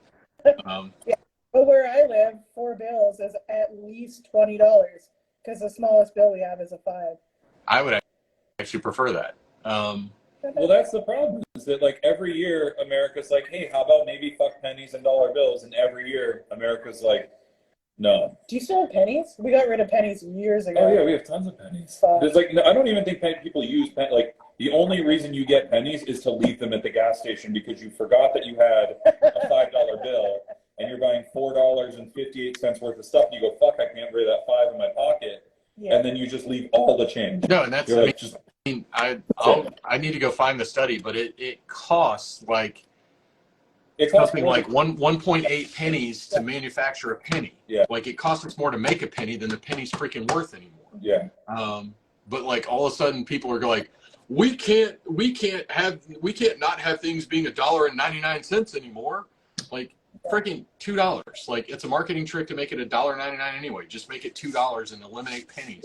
Totally. Well, it would, you know. In Canada, we just do like, if you pay by card and it's like $2.83, you pay $2.83. But if you're paying by cash, it's $2.85. That would require some basic math skills that I don't think anybody wants to possess anymore. That's the opposite of the U.S. If you pay by card, they'll charge you like a 3% fee. Because apparently pricing in your payment processor is not part of a business plan in the United States for 25% of companies. There's like some places that like won't let you you can't do debit or credit under $5 or minimum purchase. I get that. But that, I mean, there's still, I know, at least in the Southeast U.S., there are still gas stations that have a cash price and a credit price for. They do that in Massachusetts and Connecticut too. Yeah. They like just made that legal in Connecticut like 5 years ago. They just made it legal to do 2 prices? They just made it legal to have 2 prices? Yeah, you couldn't buy liquor on Sundays, but they just made it legal to have a debit and a cash price. I don't know. It's a weird. New England gets into some weird blue laws and shit that I don't understand. So. Oh, I mean, here in Atlanta, I think it's since I've been living here that you were able to, and you still can't buy booze in a restaurant prior to noon on Sunday. Like, we were, you know, my wife and I were out for breakfast a couple Sundays ago, and it was like 10:30, and she was like, "Hey, how about a mimosa?" And they're like, "Nope, it's not noon." Oh wow. So can't have champagne before noon on Sundays in a restaurant anyway. But you would have a restaurant destroyed in Boston if that was the case. Right. But when we moved here, there was no, like, you couldn't drink in a restaurant at all on Sundays. There was no service of alcohol in restaurant on Sundays. That's what Connecticut was like until right after. I think it was right after I went to college, so like 15 years ago. You couldn't buy booze. I think it was like some holiday fell on Sunday. And they Right. were like, all right, we're going to do it just this one Sunday. Liquor stores can be open. And then liquor stores were like, hey, could we just like stay open because this is dumb? And they were like, all right, fine. That's how that worked out. Well, I They mean, just it's they got just rid the of ridiculousness of if you tell people they can't get. I mean, it happened here, so it was like there was a land rush between like 6 and 9 p.m. on Saturdays because it was, oh shit, if I want to drink tomorrow, I have to go out and buy alcohol today. Yeah. So Right. people are doubling up on what they're buying anyway. It's just the ridiculousness of. So cool. What do you really want? Once people start drinking on Saturday night, have them have the realization and then leave to go get more booze for the following day, or just let them stay home and then go back out on Sunday and get more booze if they want to get booze. I don't know. Yeah. I mean, line up at 6:30 in the morning like a normal person on Sunday to get your vodka. They just made the little, we call them nips. What do you call them? What do you call the little tiny, the shot in a bottle? oh, just the little single serving bottles. Yeah. I don't think we have I don't think we've got a nickname for them. Well, in New England, they're called nips, and they're making them illegal because that's like 80% of our road trash is like nips from people like. Oh yeah, like your little creek there. Yeah, slamming back a couple before, like pre-gaming the bar by going to a liquor store and buying a sleeve of nips, and you can like tuck a couple in your pocket to have at lunch on your construction job, or you can have 2 or 3 on the way to the bar so you don't have to pay for Right. 2 or 3 drinks. And they made it illegal, and people flipped the hell out. It was crazy. In South Carolina, and if there's anybody from South Carolina in the chat, keep me honest, but in South Carolina, they could, in restaurants, they were not allowed to free pour. They had to pour your drink out of nips. So it was like if you order a vodka and soda or whatever, it's your little bottle of Grey Goose. They're and pouring in the cup and then putting soda on top of it, and not allowed to free pour it. So wasteful. I mean, like in Canada, we do, or like at least all the bars that I ever worked at, we had to use a shot glass. Yeah, of course. I mean, that's when I bartended. It was the funny thing is it was in a British bar, and they had those stupid wall hanging, where you had to push up into the bottle to get a single shot in it. But like all the rail stuff was just out of a spout, and you just that's managing and running a bar. It's you want all your bartenders to know their pours, and we would do pour tests like every other week or whatever. You would do a pour test, and it was an unmeasured shot glass, and you would use water, and you pour and you snap it off, and it should have been 1.5 ounces. And you got assessed as whether your pour was on at 1.5 ounces or not. So, but in a Friday or Saturday night when the bar is 3 people deep, you're not sitting there going 1, 2 and snapping it. You're just trying to shove drinks out as fast as you can. So maybe you're pouring on, maybe you're pouring, a little heavy. And there's always the person's like, oh, you short poured me or whatever. Yeah. Whatever. I mean, come back. There's not enough alcohol in this. So then you pour vodka straight in the straw, and the first sip they take out of the straw, they're like, And it's like you got a Cape Cod way where it's just half and half. Right. You want a glass or a short glass, half and half. That's it. Yeah. Fill ice, half and half. That's it. Responsible? Absolutely not. How I've seen literally every mixed drink I've ever ordered on Cape Cod, 100%. Yeah. I mean, that's all part of, it's as a bartender, you're developing a clientele, right? So you want to, it's that's also different. Rail stuff too. That's like rail. No one's going to do that with a good, you order a bourbon and Coke with like Wild Turkey 101. No one's going to give you half and half. Right. Because then one drink and you're the slop they have to kick out, and the police are going to ask questions and all that kind of stuff. But you order it. Oh, I told you that story from Vegas. No, I'm just kidding. you order a vodka tonic with rail vodka that may or may not be 1/3 water anyway. They're going to put that glass in front of you and just pour them equally the whole time. Right. So, open question: have you taken Melissa to the Kettle Hoe yet? No, we haven't made it down that far. We haven't gone anywhere really, to be honest with you. Like we're on Saturday. We're going to P-Town on Saturday. We're going to hit the Wellfleet flea market, and then one of my friends has a gallery opening. Nice. So we're going to do that, and but we haven't. I've never been to the Kettle Hoe. ever. What? It's Katuitt. It's like a whole different. Y'all are past exit 9. That's not my area of expertise. We'll So go now. We have more time. You yeah, go see when because I think the local baseball team plays like a block or two away from the Kettle Hoe. Because everywhere around the Kettle Hoe, there's like do not park for the whatever the Katuitt Mud Hens or whatever the hell the local baseball team is. oh yeah, is that the like the summer college league? Yeah. They rename every one of them because they all got the shit suit out of them. I don't know. I'll ask Sarah, but so it's super fun to go watch the baseball game and then walk over to the Kettle Hoe. If you want the full on, summer on Cape Cod baseball and whatever business, all American situation. Yeah, I'll have to see when summer league starts. I mean, they've got to be getting here soon. It The Herring may not be till it's like after July the 4th. Could be though. I mean. Oh yeah, that's true. I know the Herring are going to start running soon, and then Memorial Day, and then that's when it gets real dickish in the weekends. Yeah.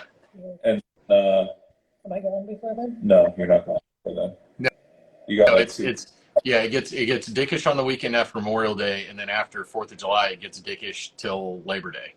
Yeah. Perfect. Yeah. That's how that works. Yeah. So that'll be fun. It'll be great. It'll be like my island during the summer. Yeah, I don't leave the house in the summer. That's especially with We just have propane for the barbecue. We don't have to leave the house. That's a week tops. That's a 20-pound tank. If we're cooking every meal on that thing, Yeah. we're refilling that thing every week. That's hilarious. Days only.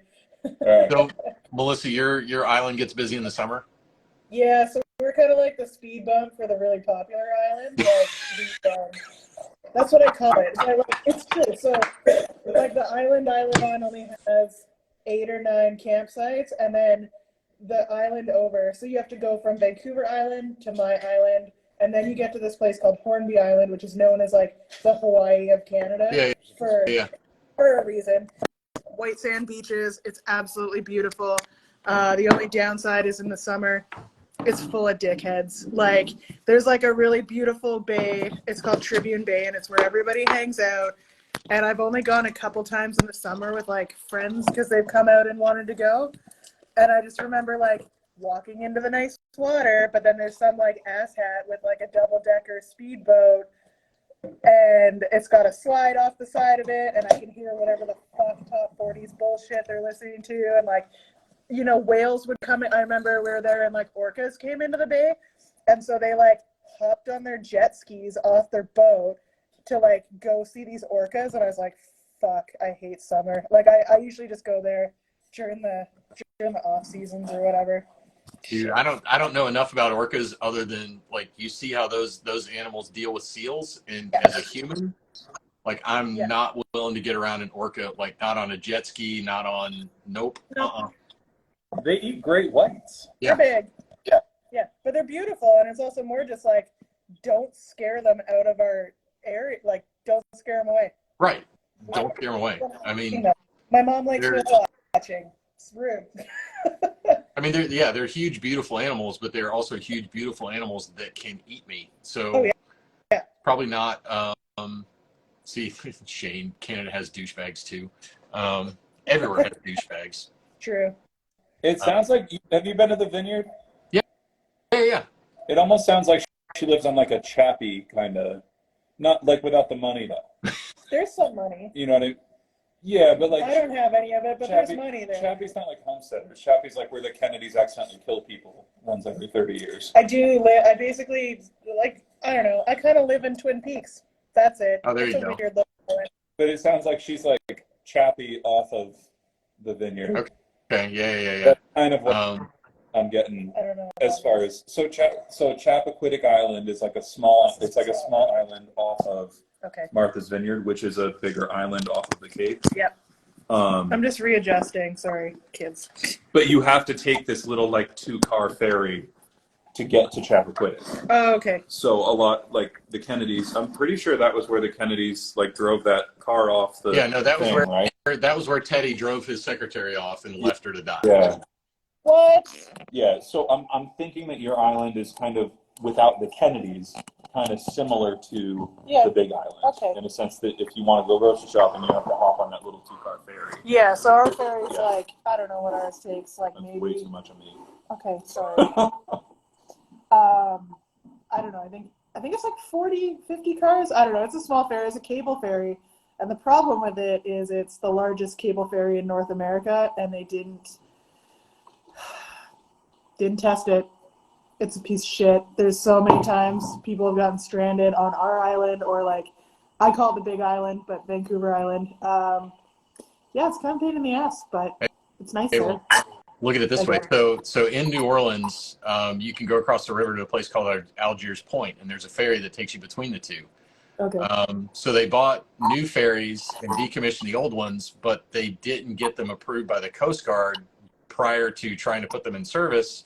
And the Coast Guard was like, yeah, these are not seaworthy, so you're not operating them. So those people were stuck because the only other way to get across from Algiers Point back into New Orleans is the bridge.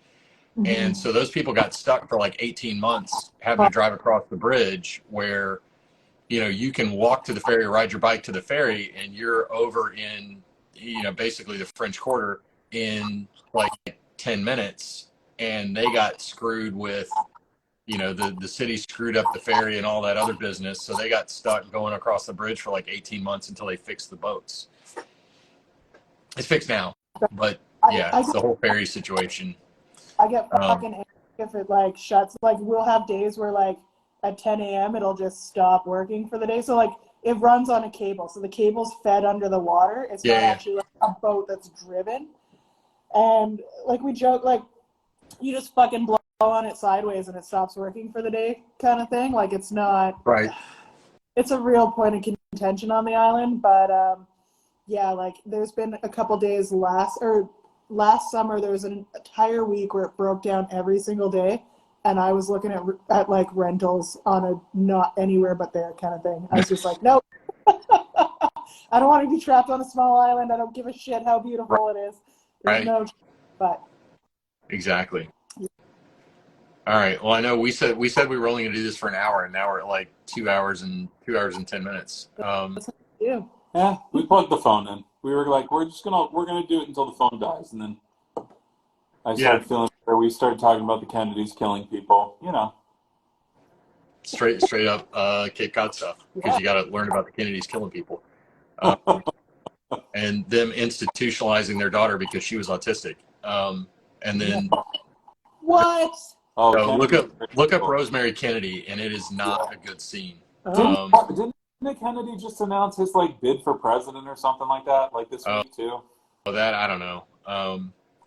It's the Kennedys are to me equivalent to the like British royalty. Like I don't give a fuck what those people do. And when like specifically like when you dig a little bit into the Kennedys, like Joe Kennedy was dirty as fuck, and the way they treated Rosemary was basically, you know, she, you know, had some issues going on, and it was, oh, you're going to be a liability for your brother, so we're going to institutionalize you. And they basically locked her up and pretended like she didn't exist. Wow. I'm pretty sure they lobotomized her. Yeah, like they did. Yeah, you're exactly right. So they lobotomized her, and basically, and that was back in a generation where it's called a supraorbital lobotomy, and they put a rod over the top of your eyeball, tap it through the back of your eye socket, and just scramble your brain. Yeah. Oh, gross. Because she was, you know, oh, she's a wild child and whatever else, so we're just going to institutionalize her and then lobotomize her and turn her into a vegetable so she's not a liability to the family. And it was like post World War II, right? This was fairly recent. This was like the 60s. It wasn't like so we're not talking like 1876. No. I mean, this was like relatively modern medicine. Like my parents were alive when that happened. Oh yeah, absolutely. That's crazy. So yeah, that's quite the story, and everybody wants to, you know. So that was when we went to the Kennedy Museum on the Cape, and I don't remember what town it's in, but so it was interesting. It's of course it's not an American government owned museum. It's owned and run by like a foundation that was owned and influenced by the Kennedys. So like they stand up this museum to tell their own story, and it portrays the Kennedys in this like great light. And the family did a lot of good stuff, right? But what they didn't, and my wife was like walking through there and like, this is some bullshit. Like they're not telling any of the Rosemary story or any of the rest of this stuff. Like they're not portraying the dark side of that family. It's all like, oh, we're all great and whatever else. So it's interesting to learn and see. Focused a lot on JFK's boat and his legacy as a sailor and all that other stuff. But again, and like his like grandmother's roses in Chatham or something like that. There was one of those. They like there's one of the Kennedys that the older lady loved to grow beach roses or some shit. Yeah, something like that. Weird. Nice. So Shane, here in Toronto, we just skip the lobotomizing and vote a mayor that's already addicted to crack. True story. That I was not aware of. We had a run of governors that like all got arrested for embezzlement, like 3 in a row.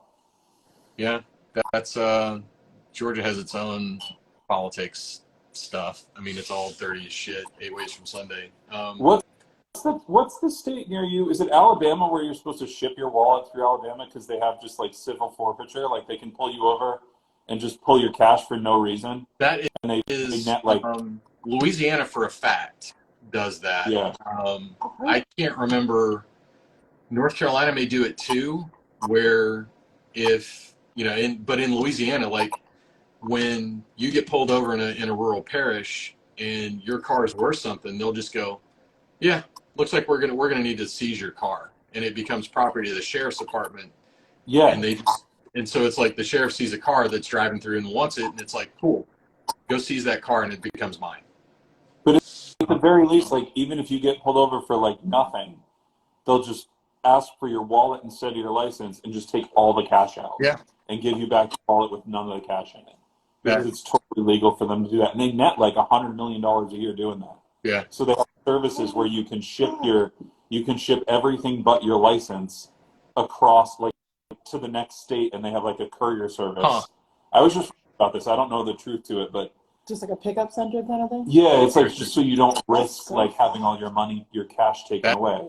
And they basically say, well, this could be drug money even if it's only like at 20. Now, I do know the scam they run here in Georgia is, I know for a fact they do it in Brazelton because I got a ticket for it. So in these little towns that have an interstate running through it, they'll put their town police out on the interstate, which should be a highway patrol, should be, Georgia Highway Patrol instead of the individual town. So like in Brazelton, they'll put their city police. There's like 2 exits that go through Brazelton on 85. They put them out there to catch you speeding. They pull you over, and they do the. Long story short, I was doing 94 and a 65. That's a whole other deal. I was trying to pass a UPS truck, but so passing a UPS truck, I'm doing 94 in a 65. I get pulled over. They pull you over, and they go, "I'm going to do you a solid. You don't want the points on your license, so I'm just going to give you a city citation instead of a proper ticket and a moving violation. So it won't get reported to your insurance. Everybody wins. You just pay the ticket and we're done." But it's a city citation. It goes directly to the city. It doesn't pass through the state. It was a $300 ticket. The interesting part is because it's a city citation, it's not an actual moving violation. It doesn't carry the burden of evidence that a actual citation would, that you can then challenge in court. Because it's a city citation, they don't have to prove that you actually did it because it's a citation and not a violation. So, it's a weird situation. Like for me, I was glad that, because I don't want the points on my license and whatever else for doing 94 and a 65. So that's like take your car away in Massachusetts. Yeah. And that was like, because in Georgia has a super speeder law. So if you were more than, I think, 15 miles an hour over the speed limit, then it's a super speeder, and the penalties like go through the roof. Yeah. So I should have. Too cool. What's that? That sounds way too cool. You're right. Super speeder, like you almost get like a badge for it. Like, bing, like I got my super speeder badge. Yeah. So yeah, and that was where it's like, you really don't want a super speeder violation, so we're just going to make it a city offense. And like you start looking into it, and it's like the city of Brazelton makes like some ridiculous, like 6 figures worth of fines by scraping off speeders on the highway and giving them civil offenses versus state level offenses. It wasn't too offensive because I didn't want the points and the jumping up your insurance rates and all that other stuff. But actually, $300 isn't even that bad. I got a ticket for going. I think I got the high. I got 89 and a 65 once. I was driving home because I found out my dad had cancer. I was upset, and I think my ticket was like $450 or something like that. Holy shit. I could challenge it, but I wasn't going to because the dude had me on radar, and I very much was going that fast. So I was like, "Well, fuck it, I'll just take it." Yeah, no, that was mine was just I had a supercharged V8 that on the freeway you could do 150 and it felt like you were doing 35 miles an hour. It was just typically why I don't own those cars. That's why all of my cars are 9 feet tall and barely run. They have the aerodynamics of a brick. Yeah. I drive refrigerators for a reason. Yeah, no, that particular car was interesting because it would do that, and you weren't even thinking about it. Like you're like, oh, I'm going to pass somebody, and next thing you know, you're going 100 miles an hour.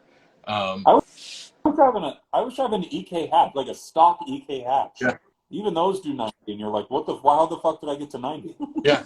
And they have like 115 horsepower. But the interesting thing in Georgia, they also have started doing, if you get popped doing like 100 with your kid in the car, you get a child endangerment case as well. Okay. So that's you have to be very careful if you have kids in the car speeding in Georgia because they will pop you with child endangerment on top of the speeding.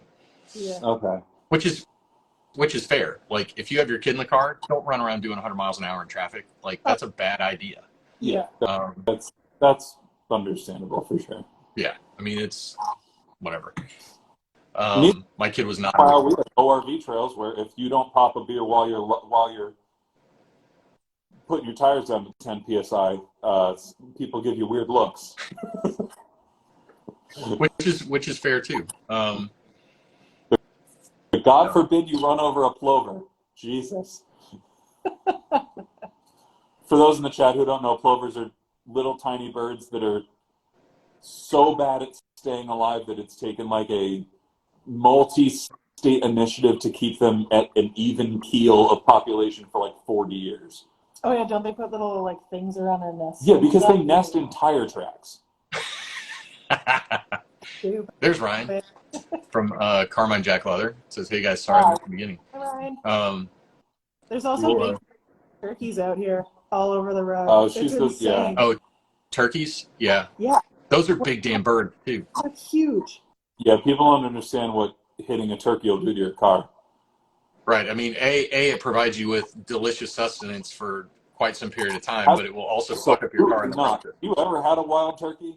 Oh yeah. Yeah. Oh, I don't like them at all. Not the Cape Cod ones, at least. Ryan, turkeys suck. They do. It's like ball sack head little dinosaurs. They're disgusting. They are. They're super destructive, and they're super destructive, and there's like no apex predator on Cape Cod besides like koi wolves, and all they do is eat like small dogs walking off the beach at this point. Right. So they've just been destroying everything, and I lived like right down the road from the dude who reintroduced turkeys to the Cape in the 80s, and people do not like him.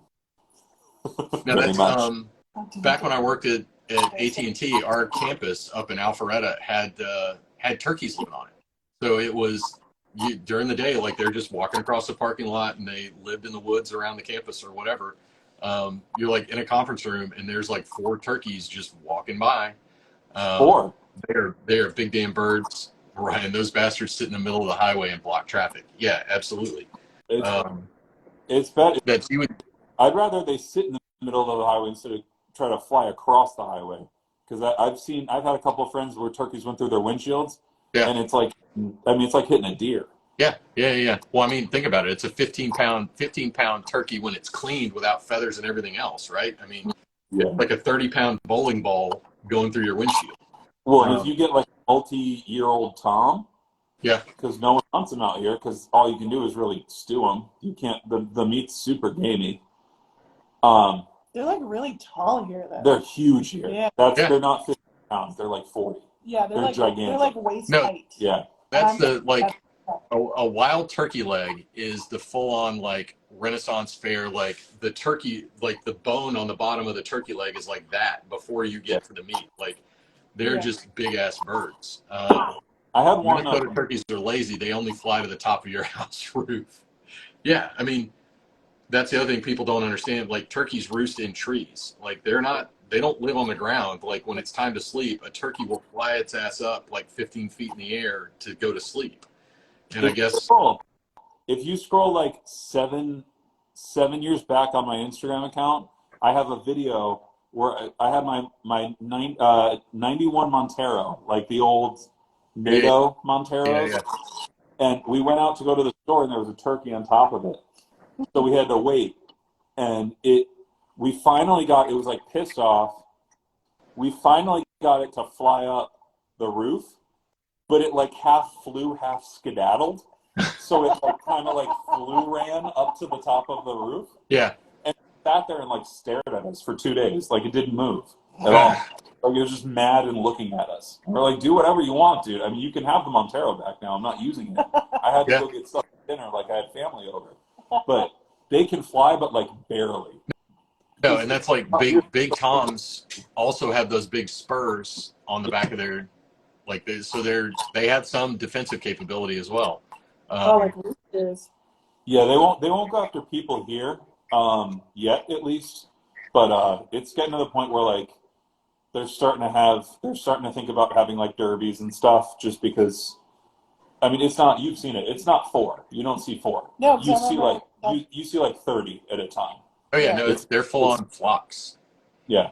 Yeah, and they're huge. I remember the day you picked me up, and I had to stop and use the bathroom, and then I came out, and there's just like 10 turkeys in a fucking parking lot. Yeah. And I like got in the truck, and I was like, "What the hell is going on?" I was just like, turkeys. You're like, "No, they just hang out." And I was like, "Oh, can we leave now?" Yeah. Yeah, they're gross. Oh. Between them and the koi wolves, I live right across the street from a nature preserve that goes all the way out to the, I guess it's the Nantucket Sound. It's the ocean side, but it's Harwich. And every night we get the koi wolf roll call.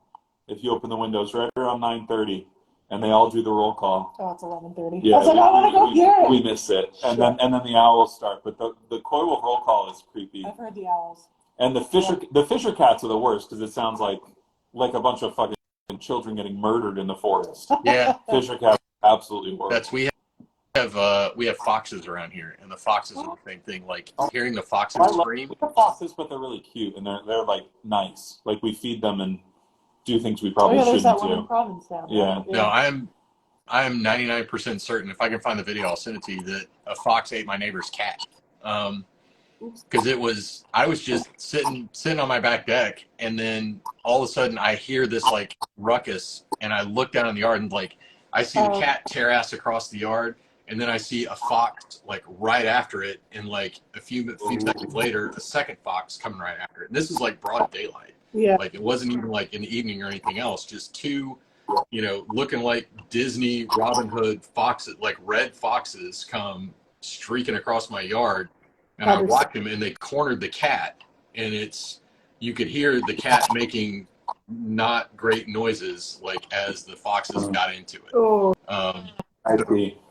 It was the cat screaming pretty loud, and pretty quickly thereafter, there were no more cat noises, and I didn't see them come back, but I'm pretty certain the cat didn't make it. Do you ever hear them like laugh? Like foxes have the cutest little laugh. Oh yeah. That's, if you don't follow them on Instagram, there's an account called Juniper Fox, and it's a lady a lady that does like animal rescue, and she has foxes, and they are super cute. The thing I really respect about her too is like there's all these accounts with like people that have rescued like exotic animals, and they make it seem like such a cool, fun, awesome idea, but she's like very transparent, and she's like, having foxes is fucked up. Like there's a lot of things that they do that you have to deal with, like they stink, like they dig into everything, whatever. Like I think she's really responsible about how she educates the public. She's like, yeah, they're cute as hell. Look at these things, but here's why you should just go have one. Yeah, and even to the point where I think when I first started following her, she wasn't showing like the outside the house stuff. And she's like, the thing everybody doesn't understand, like I present this on social media, these cute foxes around my house. She's like, they spend a majority of their time outside in an enclosure. Like they get to come in. She's like, but you know, I have multiple foxes and they don't all get along. And whenever they're having not get along moments, they need to go outside and have some alone time. And you know, she presents That's the actually how I Melissa. She has her own enclosure. We do the live stream, and then she, you know, she'll be outside tonight. There you go. I got home to tell people that, but yep, here we go. I'm gonna write a book. Don't worry. She's got a spare tire outside that she goes and runs and plays with afterwards. I did tell you about that. We got the barn. She cuddles up in a canoe, flips it over. Nice. Melissa's the opossum that lives in the house. Yeah. Which she's got a couple of opossums and they're super cute. Aren't they up there with skunks as like actually decent pets? Possums? I don't know. I mean, it's her opossums that she has are like super cute and eat blueberries and they sleep most of the day and they're pretty chill animals. Because skunks are also like my aunt had a friend who had a pet skunk that wasn't smelled. They didn't take the sack out. Never smelled once and lived like however long a healthy skunk lives. And it was just like owning a house cat. Yeah, they only stink threatened. That's a defense mechanism. It's not. They don't just stink all the time. Right. It's just one. Well, most people don't know that because they don't have pet skunks. So I had no idea. Yeah. One night I was like home from the bar and like turned a corner real fast and became like this close to a skunk. And I just remember looking at it and like sobering up and be like, fucking please be okay. And it just like looked at me and I was like, oh God, you're gonna ruin my life. And it just like walked away and I was like, oh. Right. Well, they also stand up and spray forward, I'm pretty sure too. Most people expect them to like do one of these. Right. I'm pretty sure they stand up and spray forward at whoever they're spraying at. I thought it came out of their butts. It does, but they spray. I'm not a skunk expert. I think I learned this in 3rd grade in a field trip, but I'm pretty sure they spray forward. Right. So the business end of a skunk is when it's facing you. Unlike a porcupine. You want to hear another reason not to visit Cape Cod this summer? Not that I want people to not come visit. We have a really big rat problem now. Yeah. I mean, Vancouver does too. So. Because they were like, all right, we have too many coy wolves. They're starting to eat the dogs, so we're going to have coyote derbies. Mm-hmm. And then they killed too many coyotes, and the coyotes eat all the rats. So now there's a shit ton of rats, which nothing but coyotes eat. And so I think Kaylina was actually telling she's like 6 months into a chicken coop, and she's already killed like 30 rats. Yeah. Wow. And this is like in an area where you just don't see rat. I don't think people understand that like seeing a rat is like seeing a squirrel. It's not like seeing a mouse. Wow. Like rats are. They're huge. Like no, they're big ass animals. If you have a rat in your house, it's like having a squirrel in your attic. Like it's not like I have a mouse in my cupboard that my cat likes to pretend to chase. No, they're like a rat is a problem. Yeah. I remember my last apartment in Vancouver had this like right outside my window. There was like a courtyard, and it was like a really expensive. I paid a lot of rent, but there was like a huge garden box in front of my window, and I remember one night my dog just going nuts at the window, so I like pulled the blinds up, and there was a rat just standing with its little like face against the window, and had just like a stare off with my dog, and I was like, fuck's sake. It's just so, they're huge. They're absolutely huge. My friend hit a rat in Haymarket on a track bike while we were riding home from class one day. Oh my God. Straight over the bars. It was like 11 p.m. Yeah, it's like hitting a speed bump. Yeah, they're big, especially the Haymarket ones. They're like the size of Marty. Well, Haymarket too. Haymarket is an area of Boston where they have like an outdoor like vegetable market. Three times a week. That's just a recipe. Yeah, and then they also have like basement fish shops that you should never buy anything from. That's like a rat buffet. From 4 blocks It's away. objectively probably the most rat-infested, grossest part of Boston that you could ride a track bike through at 11 o'clock at night. Oh my God. And he just the thing like it did this thing where like I watched it, so I was behind him. It did this thing where it like couldn't figure out which way to go, so it almost kind of like deer in the headlights with a track bike. And he went into a skid, and when you're riding a track bike with no brakes, you have to lean forward. Yeah. So he was already fucking ready to go over the bars, and he fucking hits this rat and just. I'm laughing. It was fine. Like it was slow enough. He didn't die. But there was 100% a dead rat in between his two wheels. Oh, gross. Like he a couple things in a row. It was pretty funny. Looking back, questionable, but Still pretty funny. And it is. All right. Well, I was going to get chickens, and now I'm thinking about like, do I really want to deal with rats? Because I don't currently have a rat problem because I don't have chickens. We have cute bunnies in the yard. We do have cute bunnies and a chipmunk named Chippy that will come and hang out with me in the barn. So it's a nice balance right now. Like, I don't know if I want to deal with like fisher cats and rats trying to kill 4 chickens just so I don't have to pay for eggs. nope. Yeah. Oh my God. Yeah, it's a cute little storybook backyard so far. Yeah. All right. And on that note, I gotta go to bed. All right. Oh, But as always, good I'll times. put it out there. If anyone on Cape Cod wants a canoe, I have one that I don't know how to get rid of a canoe. So it's green, it's 20 years old, but it still floats, and it needs new seats. It's So Facebook Marketplace. I guarantee you put it out there and somebody will take it. I don't have Facebook though, so I'll do it for you. Yeah, I'll just do it. okay, Yeah, there you go. fine. I also have a cool aluminum one from the '60s, but I'm keeping that one. Yeah, Selfish. Yeah, that's a keeper. Yeah. All right. Cool. Yeah. Good talking, and we'll catch up with you guys later. Yeah. And thanks everybody for tuning in. Always a good time. Yep. Bye. All right. Bye guys.